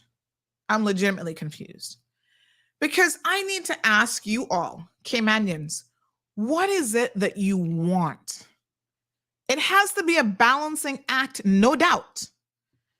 But when you talk to people who work even in tourism, they want people who are going to come here and spend money. Are we catering to the poor? Because y'all are always about, no, Sandy. We want quality over quantity. Okay. The quantity are your cruise shippers who come and spend an average of $25 on their visit here. And all these taxi tour buses and boat cruises and trips to Stingray City and little tourist shops in town and the plethora of jewelry stores, they're fighting over those cheap people who are going to spend an average of $25 a day. If you want people to come to your country and spend money, rent cars, go out eating, going out to, different events and restaurants and so on, there's some of those people that will want a 5-star experience, right? They don't want to live in my backyard. They don't want to camp out at public beach and have a shower on the beach every day. That's not the experience that they're going for. So when you make comments like, oh, we're only catering to the rich and we're sick and tired of catering to them, are you sure? Because I can tell you, the people who are in the industry, the taxi drivers, they don't want these cheap people coming here who not gonna spend no money. Who you see walking up and down West Bay Road, hijacking. Is it hijacking? Hitchhiking, sorry. Hitchhiking because they're too cheap to get on the damn bus and spend a few dollars. So what is it that we want? We need to know what we want before we can tailor our entire island and our product to the right type of people. It's the same thing. Before you get up and talk to your audience, you know what they tell you? Know your audience. Okay? Because that's going to determine your speech and elements of focus, et cetera, et cetera. We have to know, Caymanians, what is it that we want? Simple question. Caller, good morning. Good morning, Sandy. Hello, my dear. Great topic, man. And for years, not only me, but you got some of the merchants complaining and saying the same thing. I mean, it's not their fault. It's not the government's fault, but it's a government part. I gotta take that back. But they need better organization of trying to bring out this platform, because you have 4 cruise ships will dock into port, and like you said, they spend $25. And then the following day or the following week, you have 1 cruise ship dock, and they spend a heck of a money. So the more cruise ship you comes in dock the port, I don't know if it's the rush. You don't get the time to pick up where you need to buy or purchase or whatever it is. But I know this for years now. It's the less cruise ship. It's like, the more money the merchants will make. But it's something fathom that make you think, make you go But the more cruise ship, the less money spent. But yes. Great topic. Have a great day. Thank you so much. Appreciate it. 936-2626, folks. You got to decide what it is that you want. And you can't be all things to all people, right? So the Cayman Islands can't fit everybody. That's why the sole reason I invited William on this program was to ask him some questions, because I had a lot of questions. Seek first to understand before you seek to be understood. I wanted to understand him and what type of tourist he was even. Now, here's a dude who doesn't even remember where the hell he stayed. I was like, what? Oh, yeah, my wife did that. I don't know which airline we flew on. I don't know where we stayed. I can't remember where we eat. I just know some came in and insulted me about my skirt I was wearing, my traditional Samoan outfit. And I'm like, okay, what were your expectations? Do you know what a Caymanian looks like? This and that. Like, I had some real questions. And after having some of my questions answered, I must tell you that I was like less than impressed. What is it? Yes, Miss Stacy, come. She's bringing my little tissue for me. My sinuses are draining a little bit this morning. Thank you, ma'am. When we even talk about the room stock, the available room stock on this island, there's a real question about that. And during high season, I can tell you it is challenging for people to find a place to stay. And y'all say, we've had enough. We don't want any more tourists. Okay. If that is what you want, and I'm saying just tell us what you want. If you say we want no more tourists, we're happy with no further growth, make sure you understand the implications of that. The cost of living and inflation is going to increase whether you have economic growth or not. You're saying no more growth, no more tourists. We've got enough. Don't build anything else, accommodate any more. We have enough now. And so that means if you have, I don't know what the room stock is, we can get those statistics from the Department of Tourism. If you have 5,000, and I honestly don't know what it is, but if you have 5,000 in terms of room stock, then that's it. Okay. Someone is reminding me, thank you for the reminder. They're saying, Sandy, and it's not just about room stock and what the hotels are making, but remember, for every single room that is rented, government gets revenue from that by way of the government revenue source, which is a tourism accommodation tax. So every person who pays a room or an Airbnb, they are charged a tourism accommodation tax, which is money that goes into the government coffers. And I mean, it's into the millions and millions of dollars. Again, we can get some solid numbers that allows government to have money to spend. And they spend that money on social projects. They might be spending it on capital projects, developing things. So if we're going to say, let's have a retraction in growth, let's pull work permits, let's not do this, let's not do that, then I want to make sure, as them old people used to say, be careful what you ask for. Because when you get it, we don't want to hear no complaining then about, oh my God, the economy is not growing, we're not making no money, this, that, and the next thing. You can't have it both ways. There is a necessity to have a balance without a doubt. Yeah, that's so true. We need balance. And if we've tipped the scale in one direction too far, then we got to figure out, folks, how to quickly, make the necessary adjustments to untip it.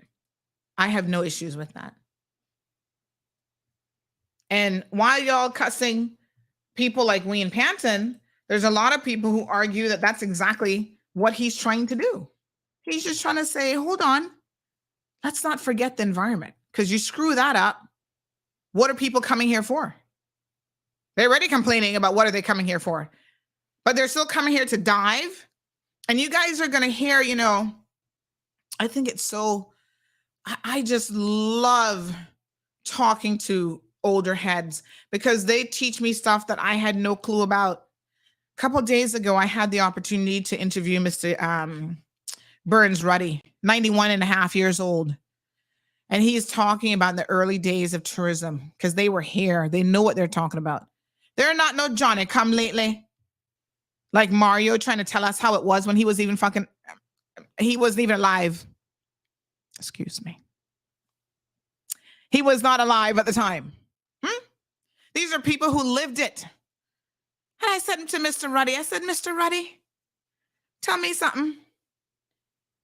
What did people come here for? What was our culture? What were they looking for? He was like, Sandy, then people coming to dive. And I was like, dive? What do you mean dive? Dive into Cayman culture? Eating our food? He was like, no, diving in the ocean. We have beautiful environment, beautiful ocean. That's what they like. And I'm thinking, but where is this Cayman culture we keep cussing going on about? So they were coming here for the water sports. He's like, yep. Not for food? No. Maybe to meet our people? Well, I guess if they met them, but they were just here for the diving. This is in the 50s when tourism and stuff was just getting started. And by the way, the Cayman Voices series is sponsored, let's all be clear on that, by the DART organization. Because when I was out there looking for sponsors, I said, this is an idea I have. This is what I want to do.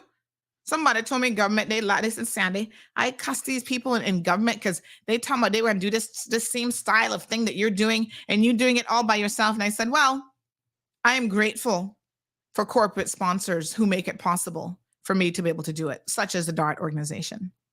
And as soon as I mentioned the idea about Cayman culture and, our heritage and whatever, they were on board 1,000%. I didn't have to make much of a push for it.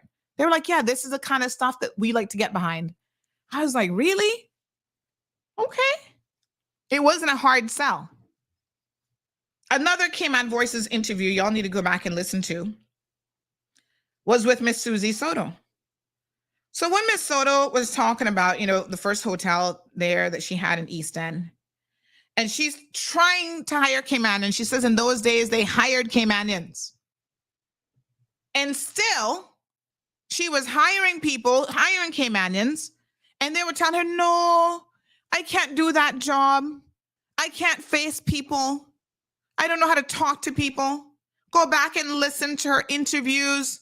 Even Miss Cleo, she said Miss Cleo was like a sister to her, and she had to build up her confidence. Yes, you can do this. You have the ability to talk to people.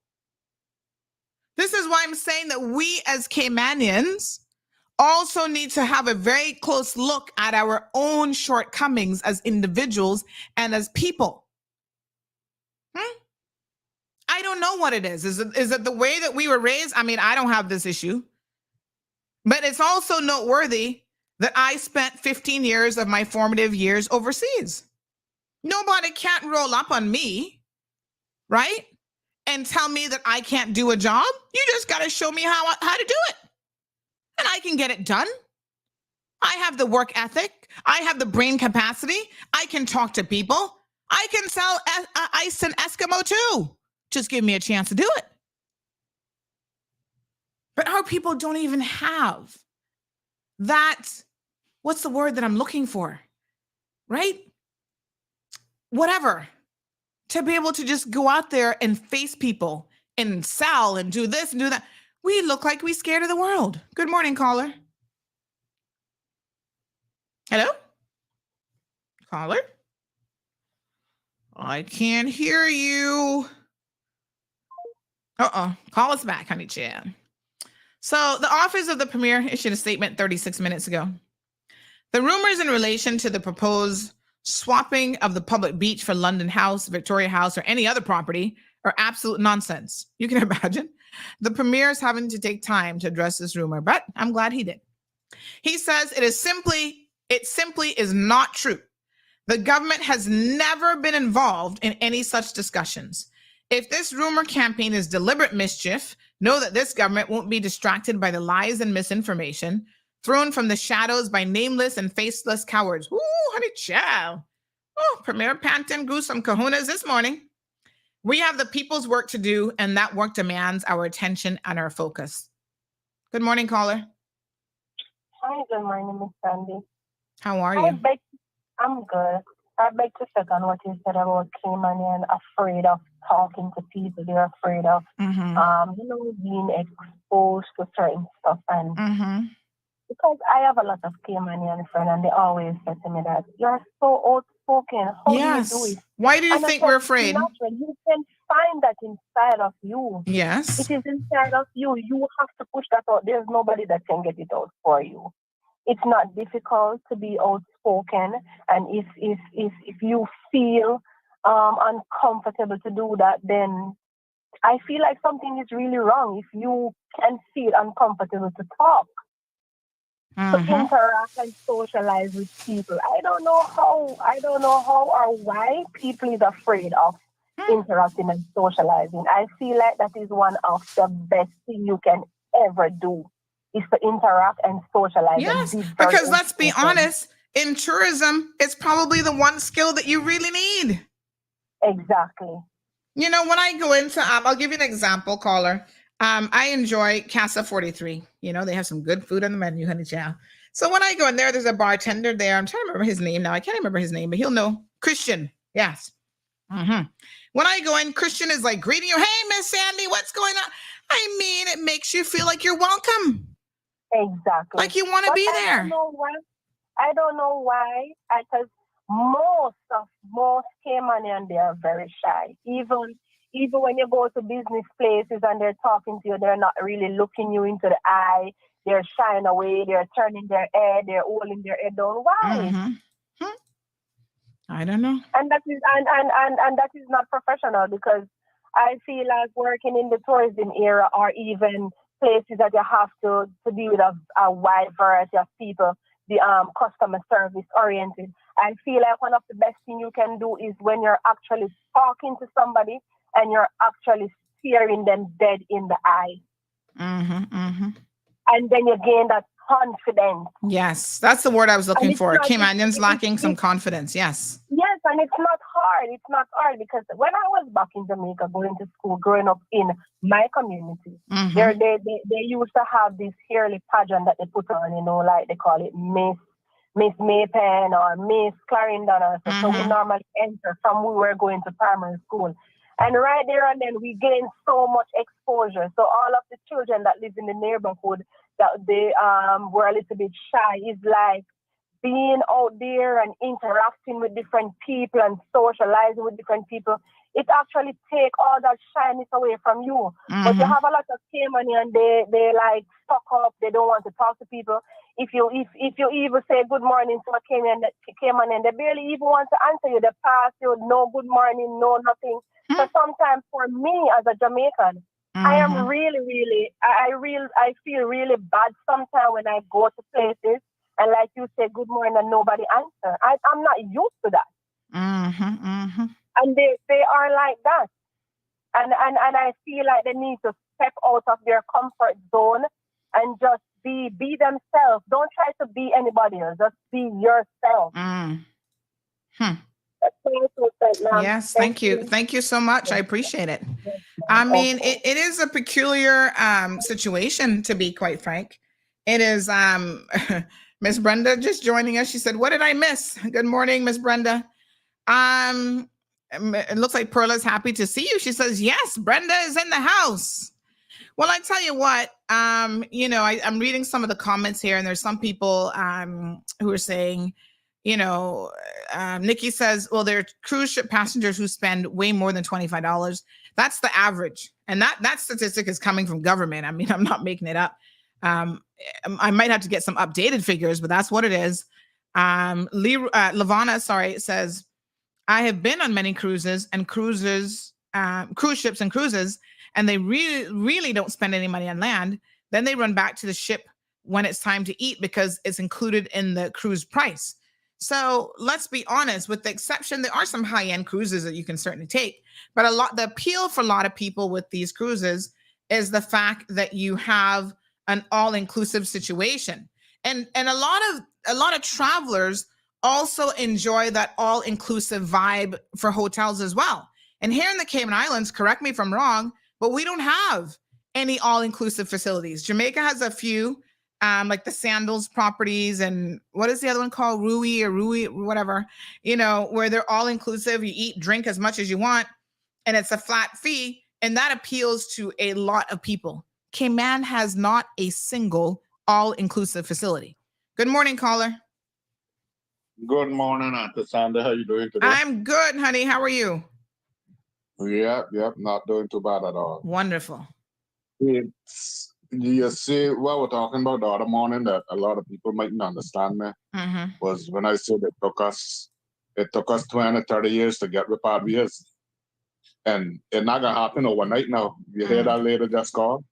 What Jamaica doing, what Jamaica done socially for its people, it isn't happening here. And it's not gonna happen overnight. You got to build confidence in the Caymanian people. The Caymanian people been beaten down, licked down, kicked down, and kept down for 30 years. I don't know how come the people can't understand this. And you just pick up, not all of us could just pick ourselves off, dust off, and be gone again. It's a social problem that is going on in the Cayman. The Caymanian people have the confidence has to be rebuilt again. That's the thing. But let me ask you a question, caller, because as I said this morning, listen to people like for example, Miss Susie Soto, and I have to question, Have Caymanians ever been truly confident people? Well, you got to remember this time that this is from slavery. The slavery we talking about now, way back when. So that's what happened. We got to get social courage and be built up socially. The Jamaican people that happened, or other parts of society done it. Remember, Jamaica rise up against slavery. When we rised up against slavery here, we were suppressed, easily. And it kept on. Did we hold on now? Hold on. Did we ever have an uprising here? We not had no uprising. We were always bending over backwards for everybody. We did try it. No, we did try it. Remember the lady there, So one she was a one woman band though. Long Celia. No, yeah, but I mean it started. We had a small couple of what you call revokes, but they put a handle on to it easily because I remember we were a small island too. So the little couple of and to be fair to our and caller, to be fair to our history, we didn't quite have the same. It was still slavery, but it wasn't quite the same experience because domestic slavery, where you're practically living with the slave master, wasn't the same as the big plantation environment. So we were easy to acclimate to being slaves and thought, oh, it's okay because they kind of like me because they might make me sit on the doorsteps and throw me a little crumbs here and there, and they can breed me and have children. So we thought, oh, we're liked. And so there was a lot of early integration between the slave owners and the slaves. Well, that's what happened throughout our history, and that's what brought us to the situation too. We think the enemy loves us. So that's a part of the social courage and inspiration that we need to be built back up onto. So it's a big focus that need to be done on the Caymanian people, and it's not gonna happen overnight. It's gonna take us another 20 years to build a generation. Mia, you mightn't see it, but another 20 years or 30 years, the Caymanian people. If we focus on the Caymanian people, we gonna get there. It's not gonna happen overnight, Yes. Like the thing with the permits what we're talking about the other day. It's not gonna happen overnight. It's gonna take us another 20 years to get back our country in that aspect. But a focus has to be done on the Caymanian people. And the Caymanian people themselves. Let me say this as well, caller. The Caymanian people themselves must be willing to get out of our comfort zone and take the rein and step forward and step up. Well, you see, the older generation, they're not gonna happen. That's what a generation next generation might start. What a mess. Well, I'm starting with me, honey child. I'm starting. Yeah, I agree. Me too. But thank you so much, Colin. We need to look for the generation in front of us. Okay. Yes, thank you. I appreciate it. All right, 936-2626. I don't know. There was some sort of feedback with that call. I'm not sure what was going on there. But 936-2626. So Rough Seas says, I want a whole lot more tourism on the island. It won't be considered because Cayman thinks we should stay the same, but this is killing our tourism product. Interesting. Shaka Zula says, Sandy, don't forget that women have a better track record for avoiding war and global conflict. That's true. YouTuber says it's all based on lack of exposure. We have some Caymanians who would never let their children enroll in certain programs because it's too white and it's for the rich people. Living away does wonders. Woo, honey child, where's my kaboom button? Kaboom! YouTuber goes on to say, even at the staff parties, everyone is afraid to sit at a table that has senior management. Change your company and you'll see how the conversations change and how your misconceptions are also wrong. Goes on to say, let's not get it twisted. Jamaica has some unexposed and dark mentality people as well, but they have a population of millions and an aggressive society that makes you become defensive and outspoken. Okay. All right. What a ting. YouTuber says, I'm a generational Caymanian. My father was a seafarer that traveled the world twice, and I was taught that no one is better than I am. The same things I'm teaching my kids. And you know the irony of it, YouTuber? I mean, this is so shocking, but in many respects, the other thing that I'm learning is that it seems to me that our forefathers, because they were seafarers, actually got more exposure to the world than we have. Some of them, as you said, your father went around the world twice. 80% of Caymanians haven't gone past Florida and Jamaica. And we can honestly think we are developed? Like, seriously? Who is this Carlos Brown commenting these ridiculous comments in the chat here today?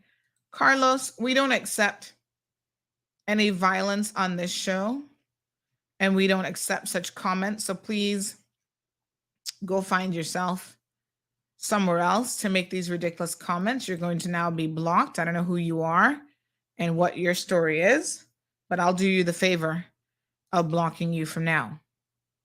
I don't even know who he's referring to.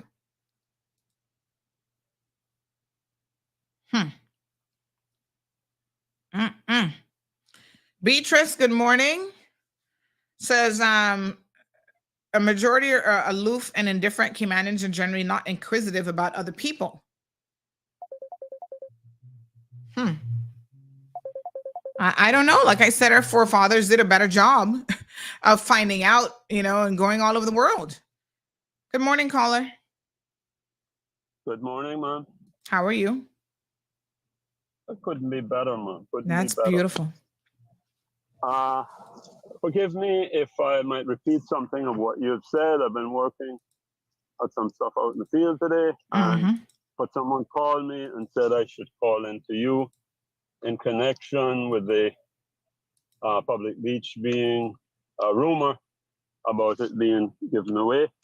A disclosure, just to let anybody else know that I am working and part of the Concerned Citizens Group, which has been working towards getting right-of-ways registered for over 30 years, and to avoid the problems, because our right-of-way issues, the first record I can find goes back to 1966.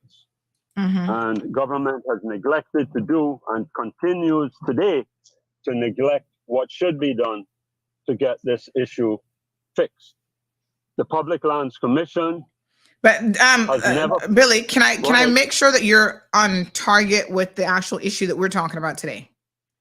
So we're not talking about access points and rights of way.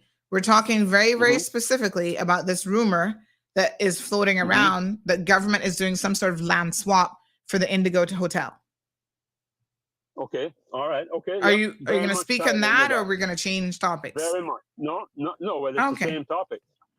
It's that where the Indigo Hotel is cited in the earlier maps that had been produced and shown to the public, that should have been a camping site area for all the various millions and millions and millions of benefits that would accrue over the next potentially 50 years to the DART organization, probably into the billions and billions as Donald Trump would say. You gonna quote Donald Trump and the truth in the same sentence?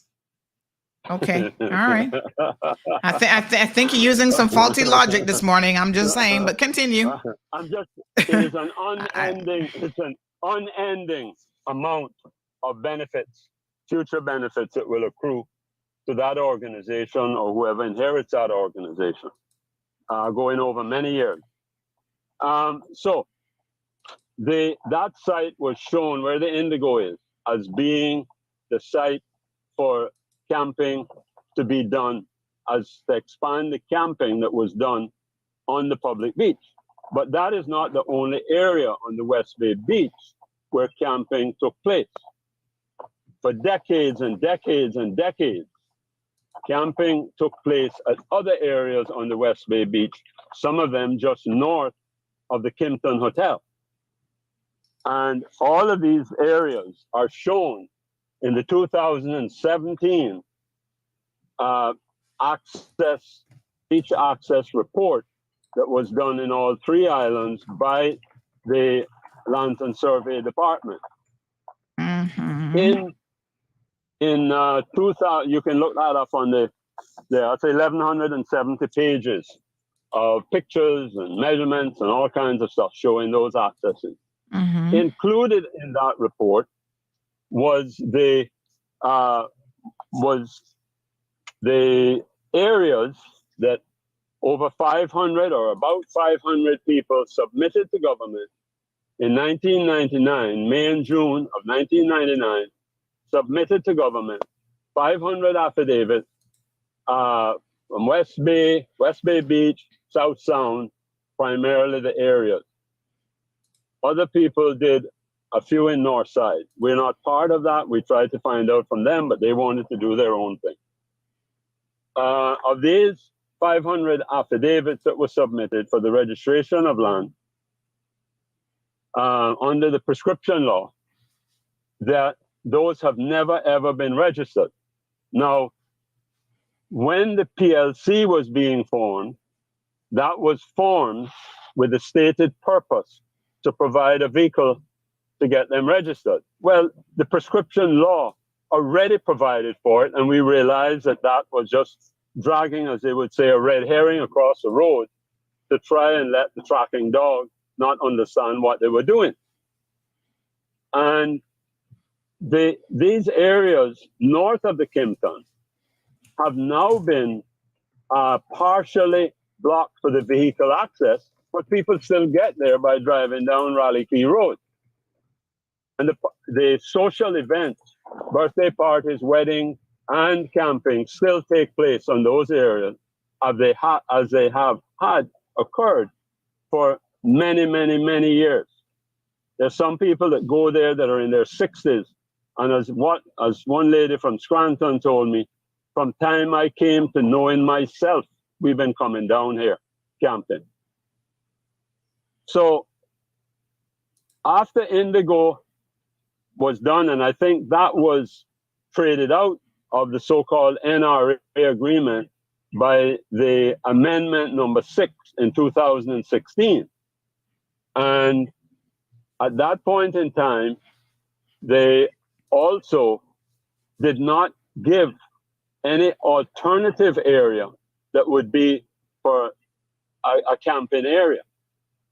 And that public beach area that's there was originally, of course, we had a road going there before the road was stolen from the people of the Cayman Islands. And just north of the Calico Jacks, there was a 12-foot vehicular right-of-way. And then at the end of Raleigh Key Road, there's a 12-foot vehicular right-of-way supposed to go to the sea. Both of those have now been unlawfully blocked, as have the ones at Royal Palms Coral Cayman. And those matters are matters that are currently going through court since October the 30th, 2019, and have not reached a conclusion at this point in time. And that action was brought by Mr. Dart Company because the government of the Cayman Islands, the Attorney General, the Registrar of Lands, and the Public Lands Commission are defendants. And then when the government was not going to defend the case, and the case was going to be heard in secret on October the 30th, it was filed as an ex parte filing, which means in secret. We found out the day before, on the 29th of October, 2019, and 4 of us signed on as what's called interveners to represent the interests of the Cayman Islands when the government of the Cayman Islands was not representing the interests of the Cayman Islands people. They had betrayed the Cayman Islands people. And up to now, it still remains the same thing. So back to this camping area. I do not know, nor have I heard or seen any evidence or got information firsthand that there have been meetings with the DART organization to swap out the public beach. Now, in violation of the National Archives and Records Law and the Penal Code, Section 119 and 121, they have had meetings with Mr. Dart, and I know the dates of those meetings, to discuss various things, representatives from the PLC and others. And there are no minutes for these meetings, no records of keeping the documents that Dart produced at those meetings. And the section 121 of the Penal Code. Denny, I mean, here we call you Denny. Go ahead, Billy. That's all right. That's all right. Billy, when were these meetings? November 24th, 2021 is the one. Okay, so I want to make sure that we're very, very clear, because we're trying to clear up a rumor that is in 2023 and is about this PAC administration, about this government right here, right now. As I said, I know nothing about that person. All right. Said that. Well, let's leave the comments. Yes. No, here is what's happening. And here is why you get rumors. When you do not trust the governance system, both the political and the civil service, to act for the benefit and in the best interest of the people of the Cayman Islands. And they have proven that they have sold us out in the past. They gave away the West Bay Road. They wouldn't even allow that matter to come to court. And the judge that was in that case, Judge Henderson, went to work for Dart's attorney, where he currently works after he retired.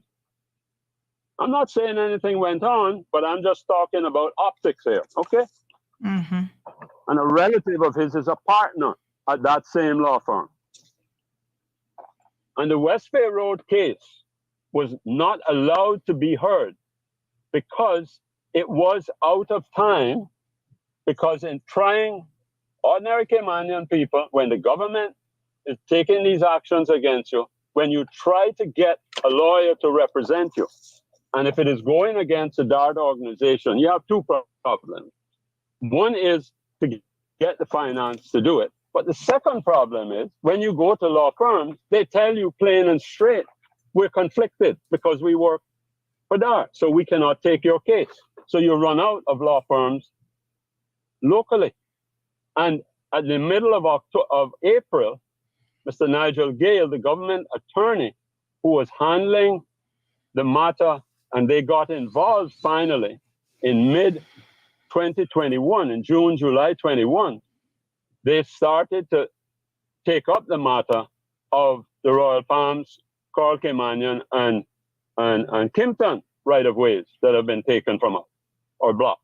And he informed us in the middle of April that the government was conflicted in representing the PLC in any of these matters, and that they need to get an outside attorney. Following that meeting, that was verbal. Following that meeting in May, he put it in writing that you need to expedite to get an outside attorney to handle it, because the legal department was conflicted in handling a matter that is of interest to the people of the Cayman Islands, when the legal department is funded by the people of the Cayman Islands. We pay for that department. And if they can't take up our interests, and if other interests, they're conflicted for what they've done for them, then something is fundamentally wrong with our government. Okay, can I ask you? We gone over 12 minutes. I don't want to. Yeah, I don't want to. well, But you know, I'm trying to. I'm trying to get people to stay interested in what you're saying. And normally, after 10 minutes, a person's attention span has. Okay. That's what it is. I mean, 916-0707. Give me a call. Yes. Anybody that might be interested. Okay. 916-0707. All right, folks. You call me. But that's the fact. That's what they're doing us. Yes, they're royally over us. All right. So, but I do want to be clear, for the purposes of this rumor, we're not talking about 2021, because like I said, March of 2021 is indeed when Indigo was, you know, when they got their approval from planning. Totally different government, totally different board.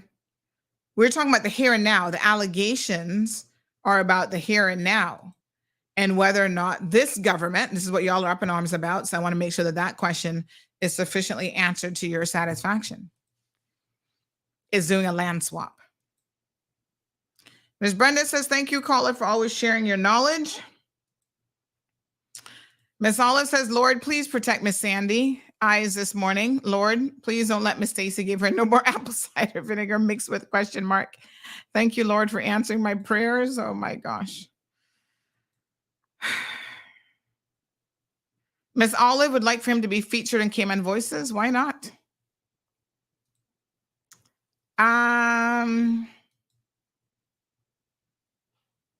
Amanda says, I got sleepy. Miss Brenda says, listen, class, this is how you know what's going on in our little 2x4.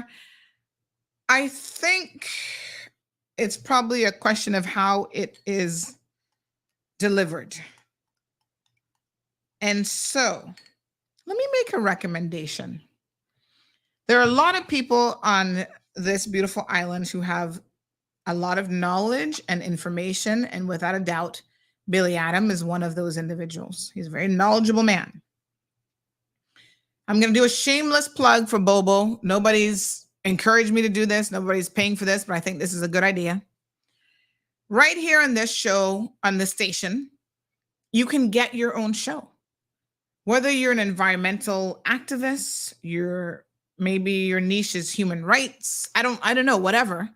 You can actually get a show of your own where you can spend in-depth time going through all of whatever topics and issues are important to you. And I think that I would like to see more. I'd like to see the expansion of talk radio on this program.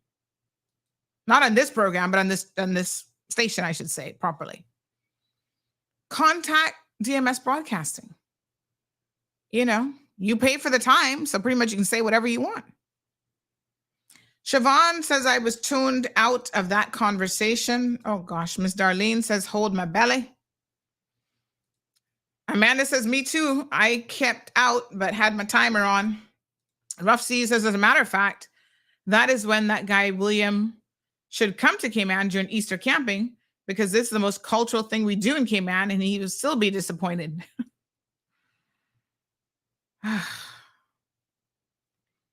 Thank you, Miss Brenda. She says, absolutely, please get to him, Sandra. He has so much accurate knowledge and history to offer. All right. So the government has responded to the allegation. We've just read you their response. Other people listening to the program, this person says, it seems that DART does a better road infrastructure planning than government. They properly plan roads and access before they develop any of their properties. I mean, listen, they have the resources obviously available to do so. And yes, I've always said, they build their buildings and their projects to a particular standard that nobody can argue. They're not going to build a building that in 6 months is going to be falling down like that complex we see in Breakers, that's for sure. Somebody, I can't remember if it was Rough Seas, that made mention of those. At the time, I was very critical of them, and I remain critical of them. Those little huts on public beach. Did they finally remove them? Because I don't think I've seen them there for a minute. They took them away, right? You know what the funny thing is about those? Let me see if I can find this post, because I'm pretty sure I posted it on CMR. And I was like, you can't even bend over. We Caribbean people, child. Don't they know that we have big bonkers and hips? You can't bend over in a hut that size without knocking it over. Talking about they were there for tourism, for, vendors. What vendors? No, sir. I'm trying to find that post. Anyway, what I later discovered, we were cussing DART and blaming DART for it. Very, very interesting. When I started to do a little bit of digging, lo and behold, let me try and get it right now. Public Works designed those huts and told DART how they wanted them built and what size they were to be built. So the irony of it is that DART was simply following government's instructions. Whew. Maybe government needs to leave certain things alone, because they were the most impractical things I have ever witnessed in my entire life. Made no sense whatsoever. And proof, they were never even used. They're gone now, right? Well, where are they?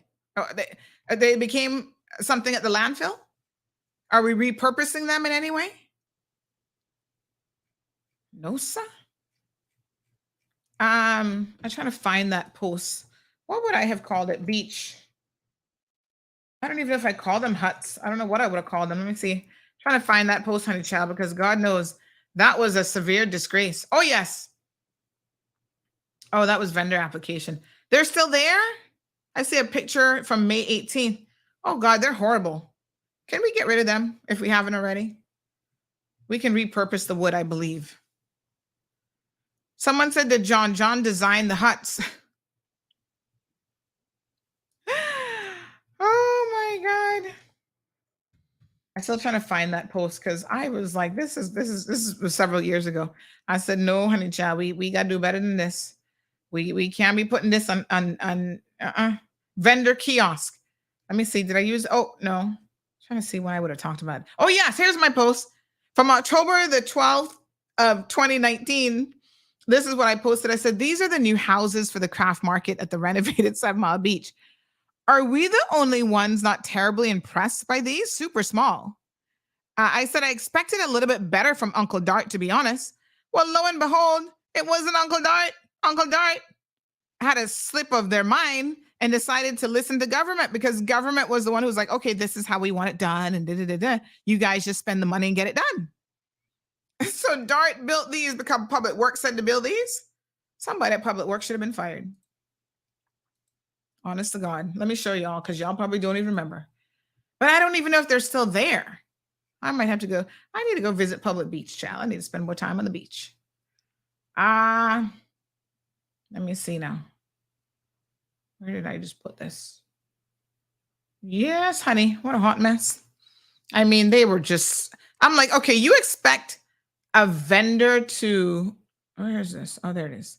You expect a vendor to be able to fit themselves in there, supposedly, I guess, and then also fit stuff that they're selling? No, sir. That never made any sense to me. See, I'm here. It's not even big enough for my dog Zeus. He'd turn around 2 twos and he'd be falling out the window. But this apparently is what Public Works instructed Dart to build. Hot mess. And it's no wonder I said, I expected a little bit better from Dart because I've never seen Dart build anything that looked this ridiculous yet. Give people credit where credit is due. They do things a particular standard. Oh my gosh, what a hot mess. Marshall says, I agree that anyone can get their own talk show, but who will be tuned in if they aren't talking about relevant topics that people are interested in hearing?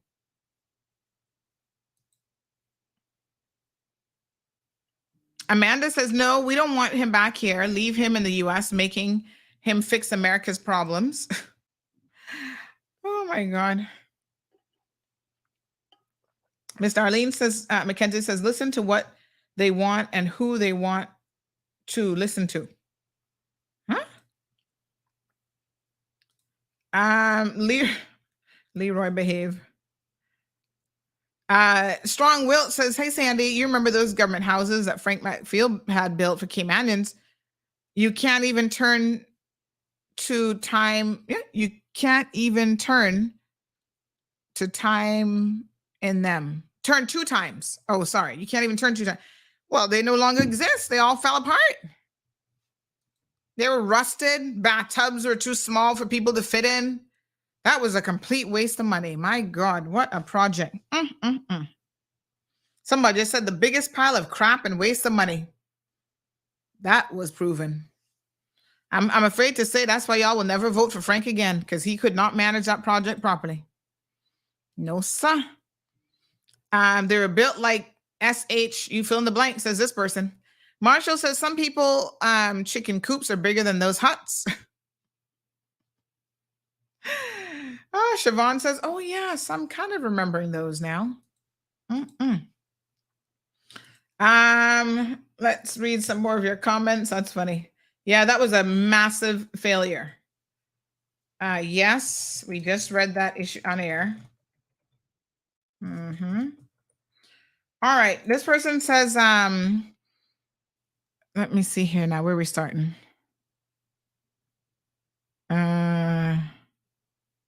Okay, so this person said earlier, Victoria House was a condo and a beautiful piece of 7 Mile Beach that was destroyed in Ivan. Dart bought it and it has been undeveloped ever since. Just a very beautiful piece of beach with big pine trees. Unfortunately, 90% of the parking spots at Public Beach is taken up by construction workers from the Indigo Hotel. Oh, I'm going to go by there. The vendor kiosks are still there and supposed to be used whenever the vendor licenses are approved. You should put on a pair of shorts and go there on a cruise ship day so you can get harassed, harassed, offered drugs and sex too. The place is out of control. Oh, that's Public Beach. That's what we want at Public Beach. So if I go there in shorts, I'm going to be harassed, offered drugs and sex? Ew. Maybe I'll have to go undercover, honey chill.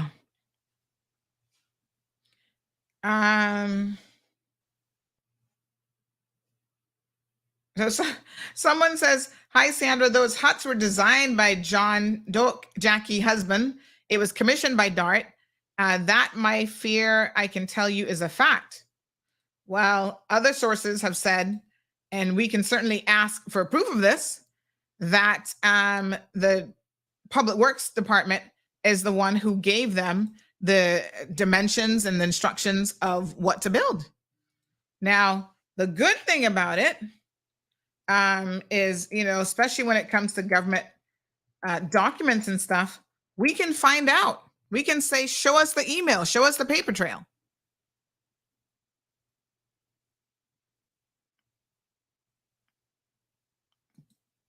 Someone within DART said, we built them at the direction of government. We can certainly get to the bottom of it, but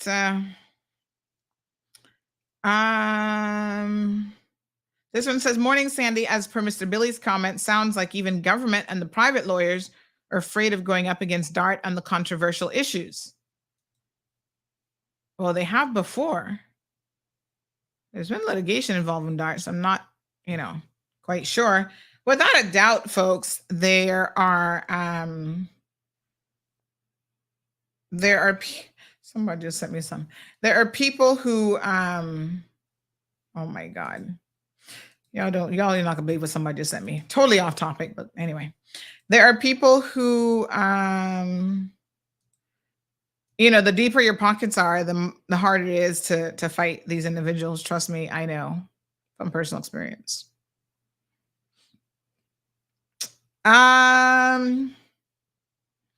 This person says, Mario needs to tell the public who beat him up and why when he claimed he was in an accident. Mario's as shallow as they come. I've witnessed him having a conversation with one of my family members. Yeah, invite her on the boat.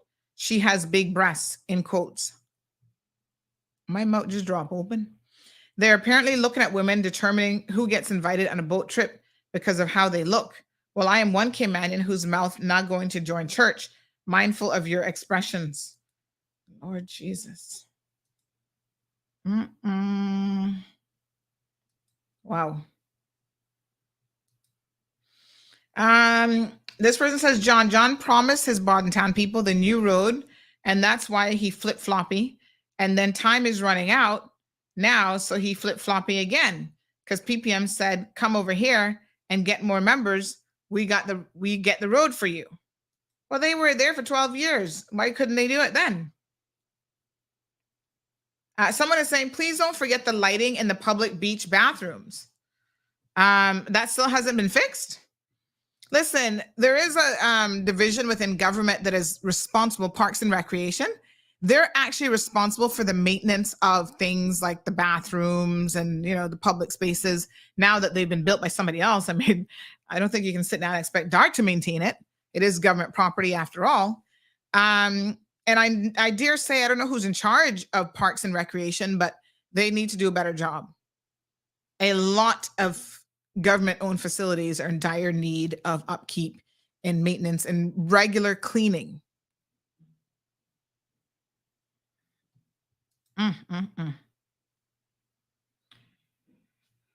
Yeah. All right. So let me have a look here now. All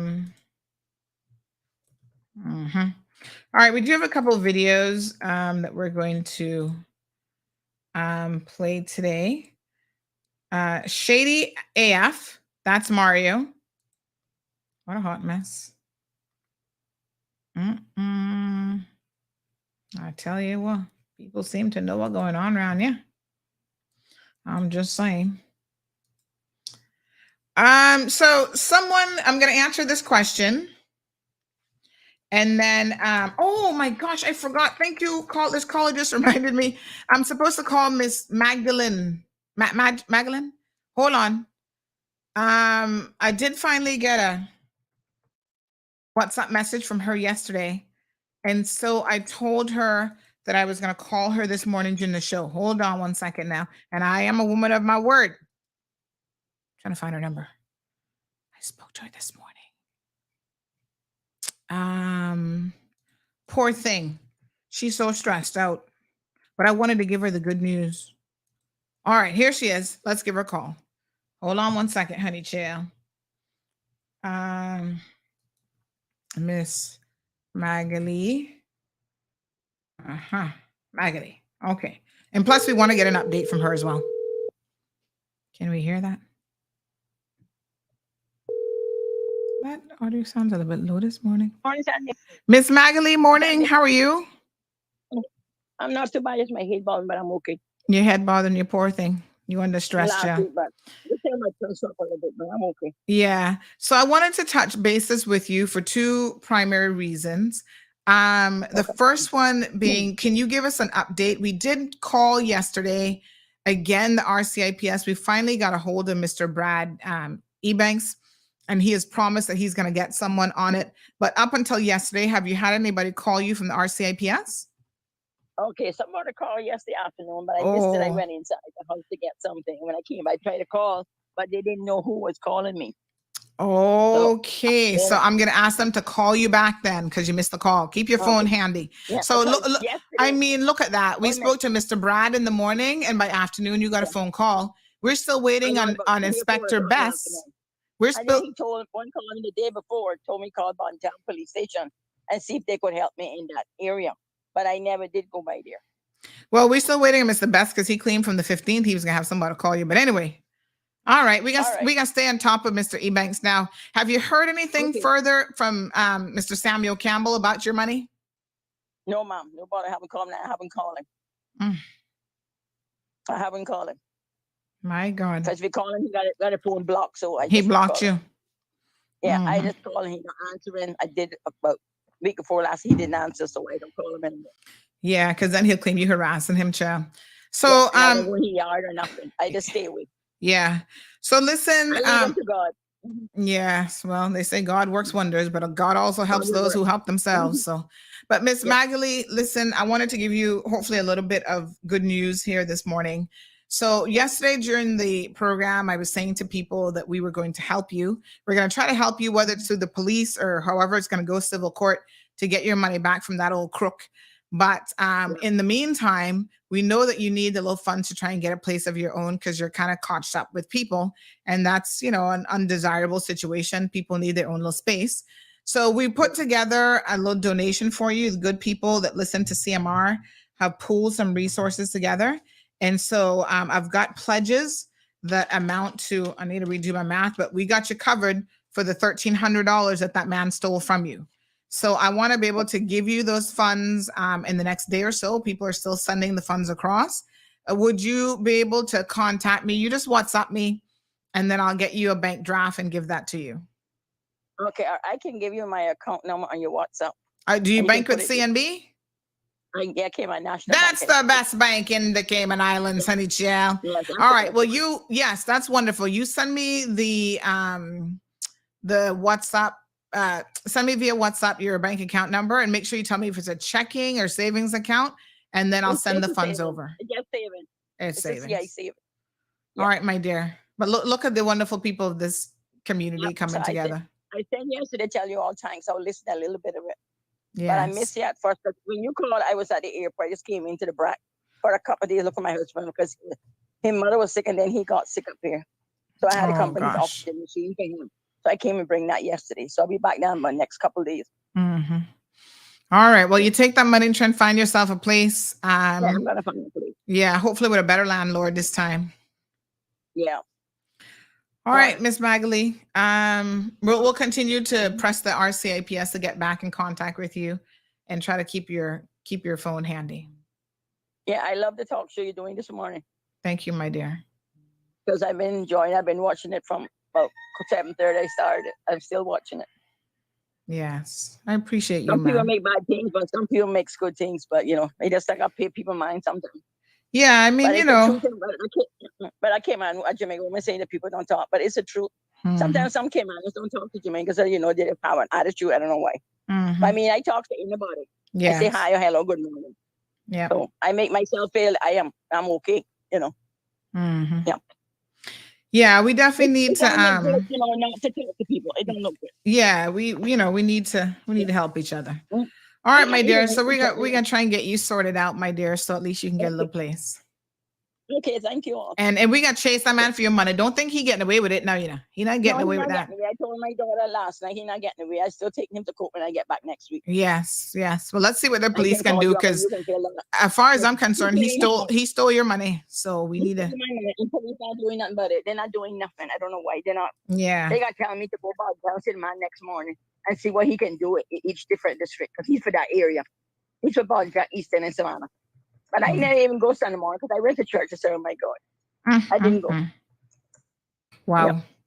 Thank you, my I leave it dear. to God. I appreciate it. Okay, thank you. All right, Okay, thank darling. you. Okay, good. Okay,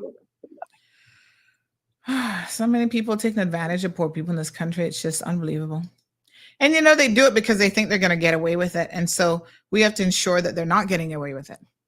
All right. Thank you so much. Some of you reminding me to send the bank account details. I'm going to do that right now. Miss D, sending that one for you. Who else I needed to?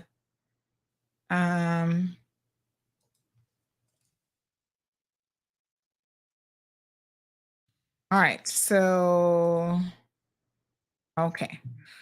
All right, folks. Very good. So listen, got a couple community tidbits that we're going to go through. Rough Seas says I could use some donations right now. Listen, Rough Seas, a lot of people are in need. We wish that we could, Blake and Aaron were joking about some Powerball. How much is it? Some billions of dollars that we could do a lot of good if we had that kind of money, but we don't. So, we do what we can. And, it's really horrible when people are taken advantage of. Everybody, I wouldn't say everybody, but a lot of people are definitely need Rough Seas. So I hate to tell you that that's a norm, but Johan is in the house complaining about his brownies again, look like. He says, I have to admit that the way you pursue this matter with Miss Magali is very admirable. Rough Seas, $1.6 billion. My goodness, I wouldn't even know what to do with that kind of money. Even after taxes, that's a lot of money. My goodness. What would you get after taxes? Maybe $1 billion? Whoa. All right. So if you're a business person in this community, or sometimes even just a consumer, you might be interested to know that there's now a connection between Honduras and Cayman by way of getting materials here. So we had the opportunity on Monday evening to go. The first ship was coming in. It's going to be coming every 2 weeks. And so I wanted to, give you guys a little bit more information on this. So we were there at the event. We were able to interview some of the players. So we've got an interview that we're going to play. This person says, please tell Johan that those brownies are long gone because they're taking dibs on it. They don't want me to give Johan any more brownies. They said that they want the brownies for themselves. Hot mess. All right, here we go. All right, so good evening, folks. We are here with an entire team of individuals who have an exciting venture that's going to be for really the shipping world in the Cayman Islands.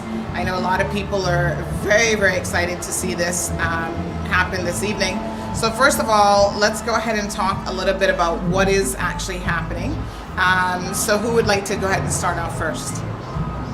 Yeah, good evening. My name is Lucy McKenzie, and we're here trying to start a new route between Honduras and Cayman. We're from Rotan, Honduras, and the ship would be coming in, her first ship, in a few minutes. In a few minutes. All right. So this is sort of the inaugural trip, voyage, if you will. Yes. And it sounds like, I know you're partnering with Miracle Brokers. We're going to speak to Ms. Irma here in just a second. But the idea is to allow easier trade between Honduras and Cayman with this direct ship. So tell us a little bit about how the anticipated route will work. Well, it's supposed to be every 2 weeks. Yes. That's the plan. That's how we got it scheduled now. Okay. If everything goes well, whatever, we're committed for a year, that everyone knows that now that we're making one trip and not be back the following trip. We hope to keep everything in order and on schedule, so if anyone wants to bring anything, they can contact us. Yes. And of course, Irma Arch is here from Miracle Brokers. Miss Irma, you have done a phenomenal job over the past 30 plus years of really, you know, being there for the community and offering innovative opportunities. This seems like another one of those. So can you tell us how you're feeling about this new partnership?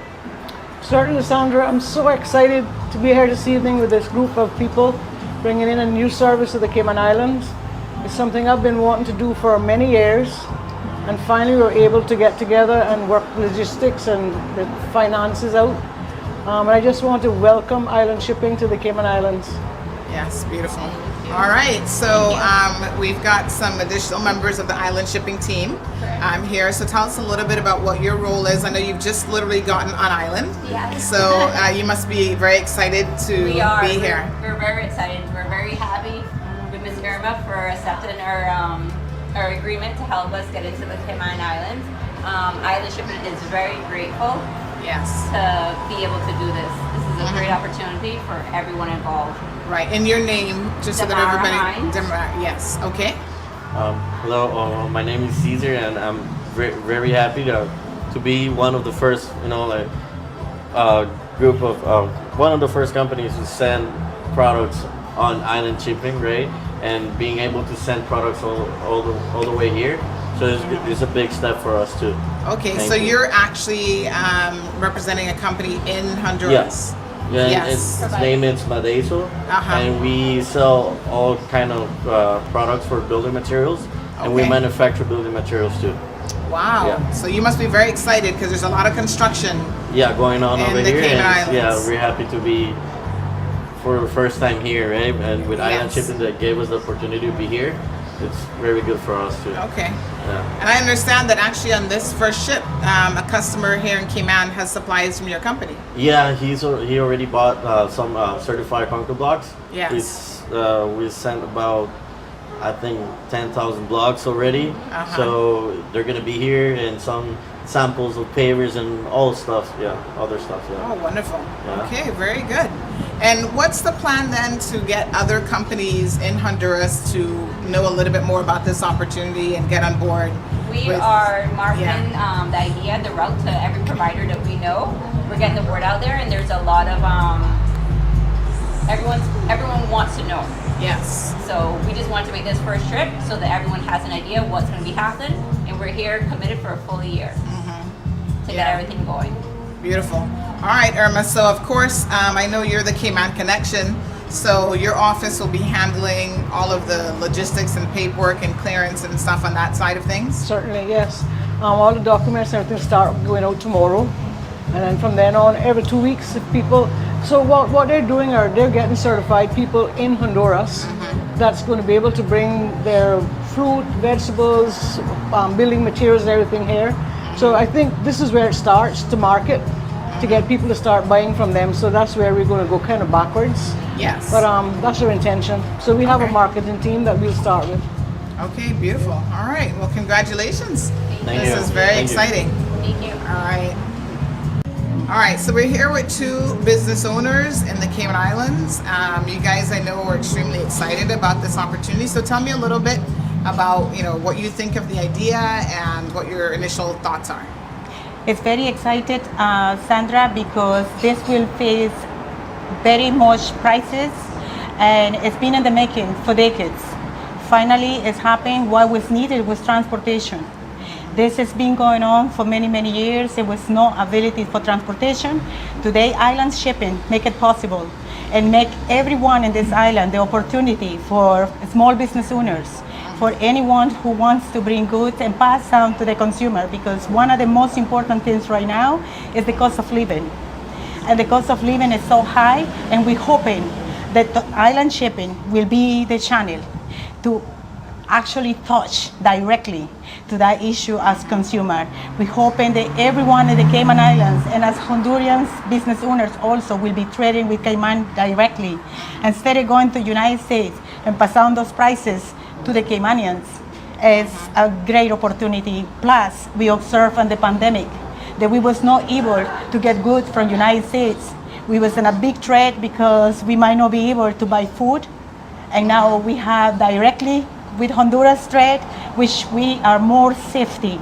And also in the war with Ukraine, we was very much affected, and we are hoping that this will be a big door for Caymanians to benefit from consumer prices. Yes, that is the goal. And so thank you you. see a big savings Absolutely. for the consumer. And we just know that it's going to be better for the Cayman Islands. Yes, wonderful.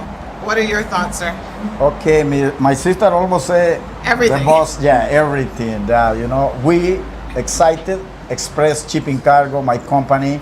We excited because we believe we go get better service, faster, Yes. better prices, and take care better of client.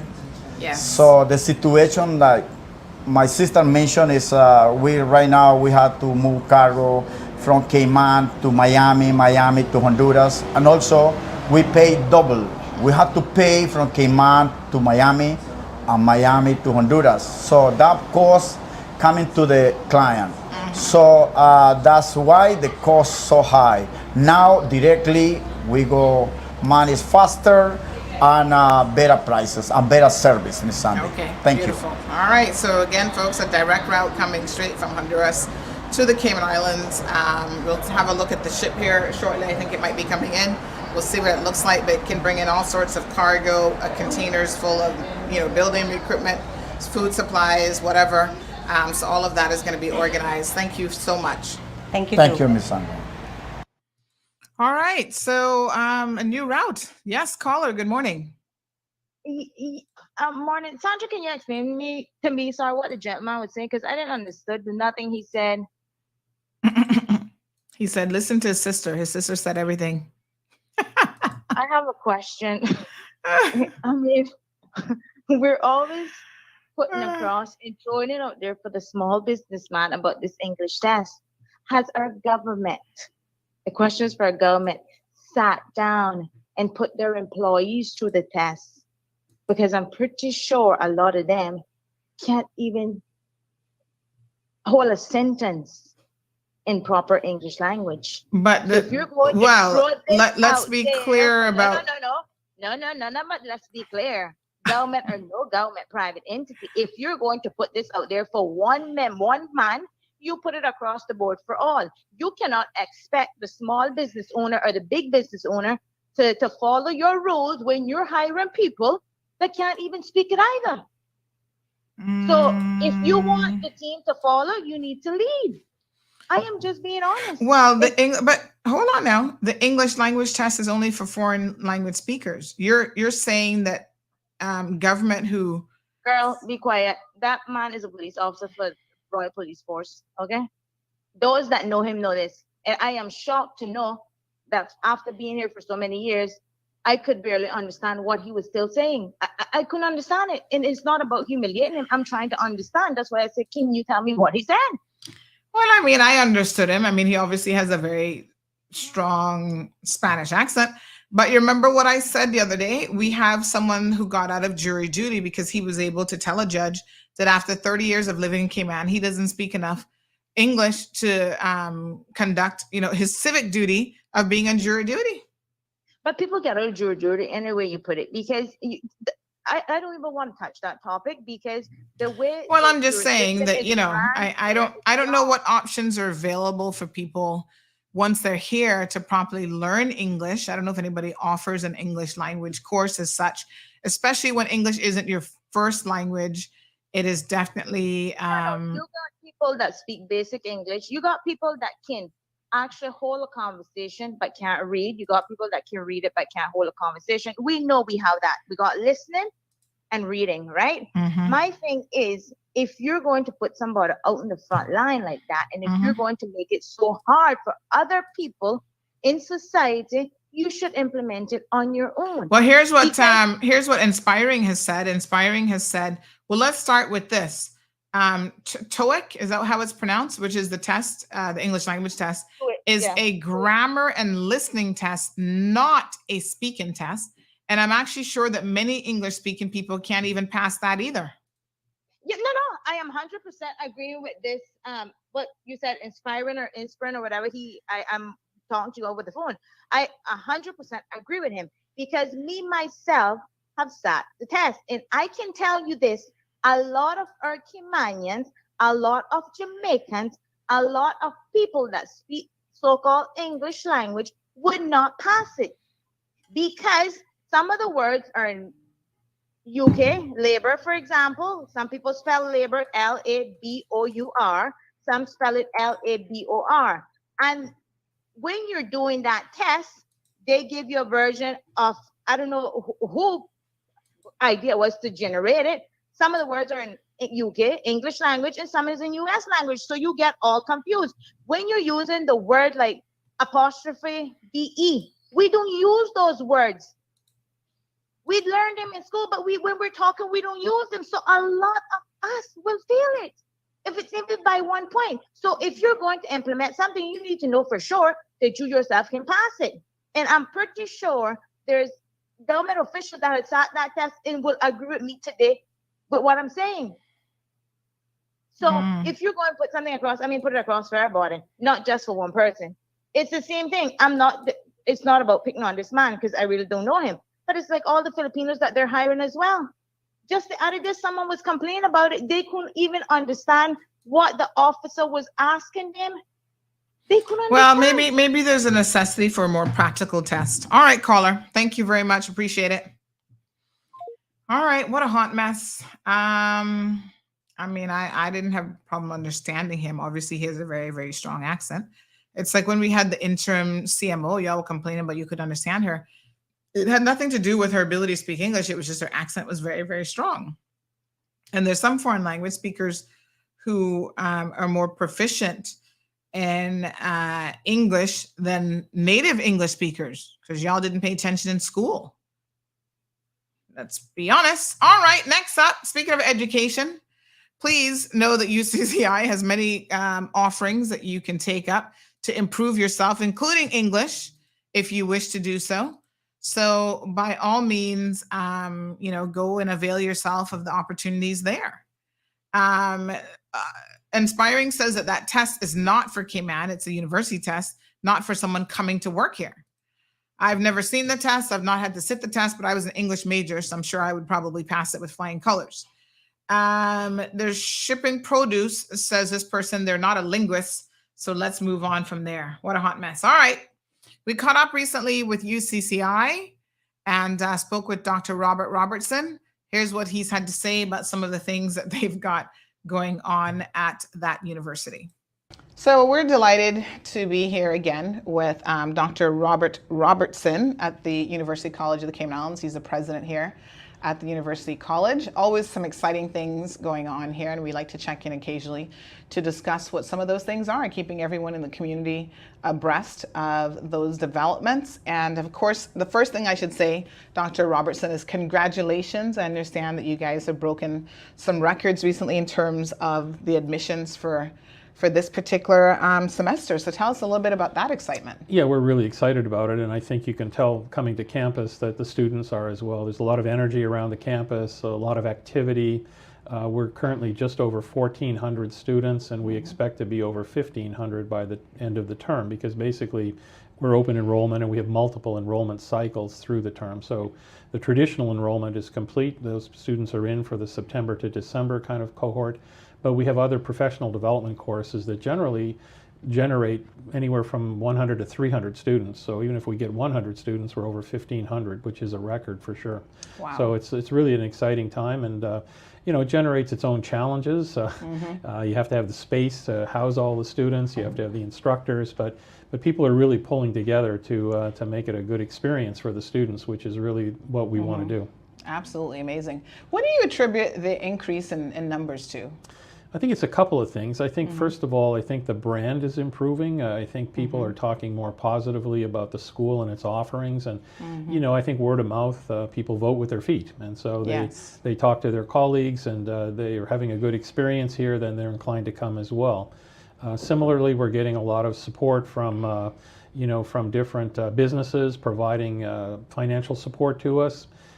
That tends to generate some interest as well. There's scholarships available, not only the government scholarships, but scholarships and work opportunities with different businesses. We have 2 or 3 that will be announced in the next week or so, and in talking to them, that's precisely why they're giving money to the school to help young Caymanians achieve their academic and professional dreams.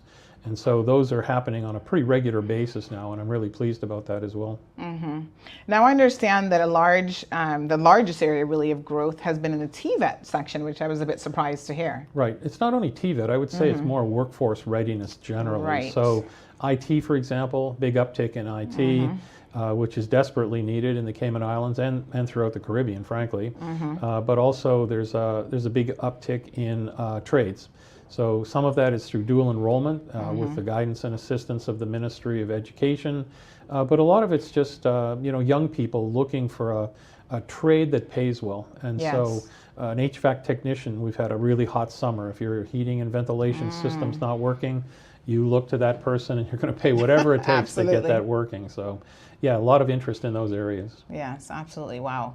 Well, that's fantastic. So definitely congratulations to yourself and all of the staff here, and as well as the students at University College of the Cayman Islands. So you're not stopping. You're not going to sit back and say, all right, we've got high enrollment numbers. We're done here. Let's, be satisfied with that. I understand that you've got a lot in the works coming up into the next term as well. So give us an idea of what else is planned. So planning's already started for next term. I mean, we just started this term, but we need to kind of think ahead and make sure there's physical space and instructors and those types of things. But one of the things we're really using as a kind of a strategic lever is a document that was recently prepared with the financial assistance of the Resembid grant that we had. It looked at the skills gap in the Cayman Islands and looked at what areas we really need to focus on.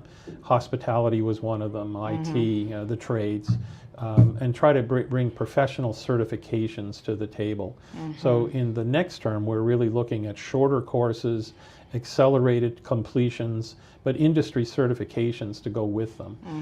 And I'm not saying the academic side should be ignored, but they should be supplemented with industry certifications because employers are telling us that's what they want. Right, absolutely.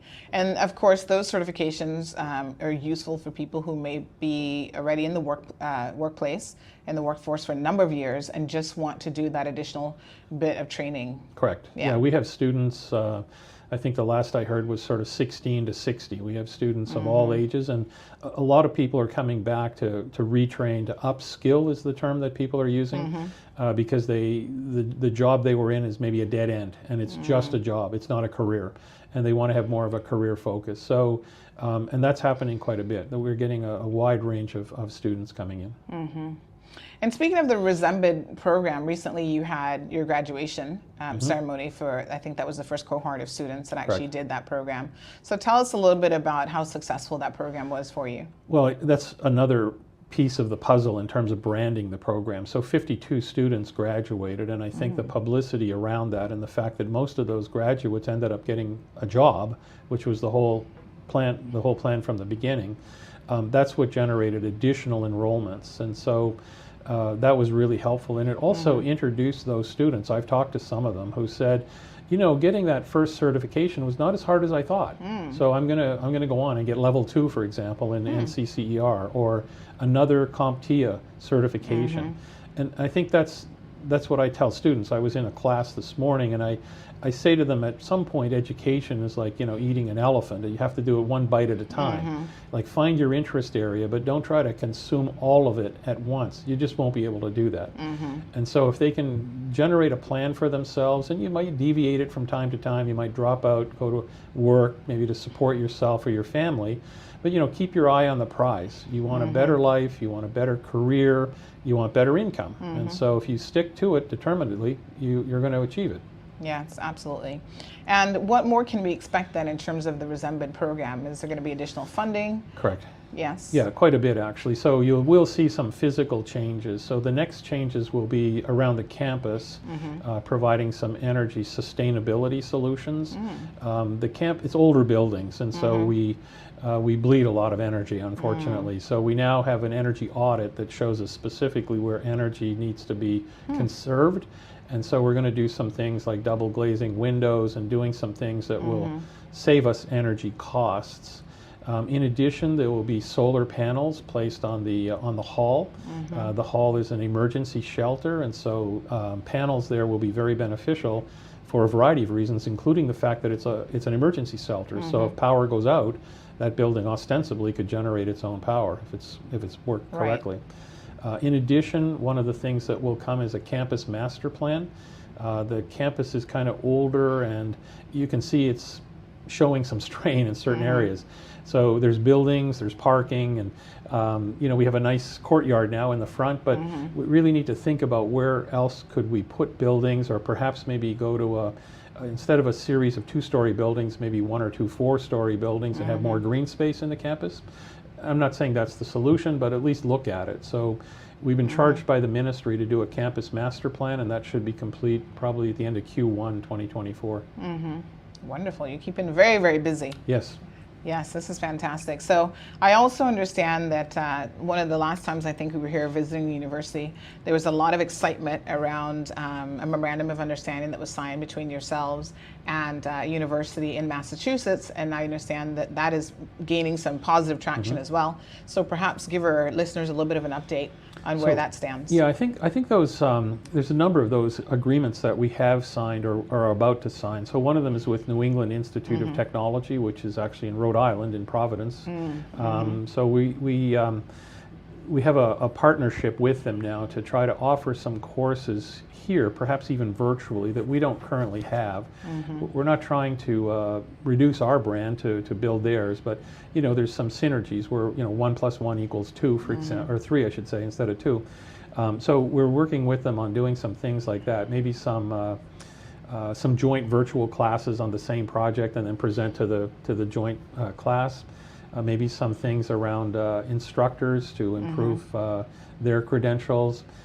Those types of things are really important. My understanding is there are already 12 Caymanians who have applied for admission to New England Tech since you first saw them about a month and a half or 2 months ago, just based on the quality of the programs that are available there that we just don't have, frankly.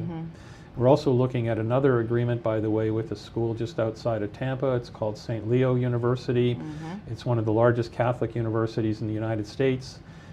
Fairly easy to get to, nice location, and again, the point is not to try to divert Caymanians from coming here, but to give them options. We're all different. We all have different options that we want to pursue, different programs, different locations, and if we can do that with some credibility, it helps our students. Now, a large part of traditionally your sort of student population has been civil servants. So I know that you guys had actually, in conjunction with the civil service, really had some very specific offerings that were geared towards them. I think at one point there was a public administration course. So give us a little bit of an update on what's happening with the Civil Service College and how you're continuing to partner with them. So we're working with them to try to develop some pathways again for civil servants.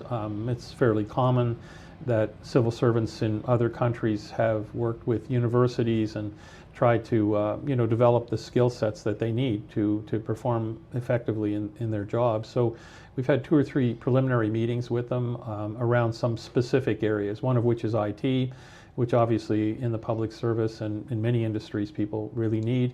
but also courses in public administration, like you say. That's a work in progress right now, but we're confident we're able to produce what they're looking for, and hopefully have an announcement about that in the next month or so. Fantastic. Well, it's always a pleasure to do a quick little catch up with you. Again, our listeners are very, very interested in what's happening here at the University College. I was very pleased to see so many young faces here. Some looked awfully familiar, so I know that I've seen them at John Gray campus. So it's wonderful to see them transition over to the University College of the Cayman Islands as well. What do you have in place to really support, especially the new university student, to help ensure their success? So there's a number of things, and we were talking about this again today. So we do have a course basically on student success or student life at the university. So, you know, kind of a course to introduce them to the differences between, say, high school and here. As I was talking to you earlier, I tend to go to a number of the first year classes as well, just to talk to them about my experiences and share with them, you know, my thoughts about it. But we also have faculty who are very engaged in doing that. So it's not like you're holding their hand per se, but you're trying to give them a soft introduction to the school and the university, which is quite a bit different. You know, it's not as structured, and so you have room to go off the road a little bit if you're not within the guardrails. And so we try to give them some guidance and support. In addition, we have a very active student life area, which has professionals in it that can talk to people who have specific issues around, you know, maybe course load or some family issues at home, or frankly, just some issues like they're hungry. You know, we have a lot of students who are in need of a meal, and so we try to make sure that we think about them, you know, holistically, because if they're not treated that way, they're not going to do well in the academic sense. Wonderful. Well, thanks again, Dr. Robertson, for taking some time out of your busy schedule to spend with us. You know, again, it's always great to hear that the University College is going from strength to strength. So I guess continue on that road, and we're very, very pleased to be, you know, part of your journey. Yeah, we're looking forward to a busy term, as we said, and a busier 2024. Fantastic. Thank you. Thank you.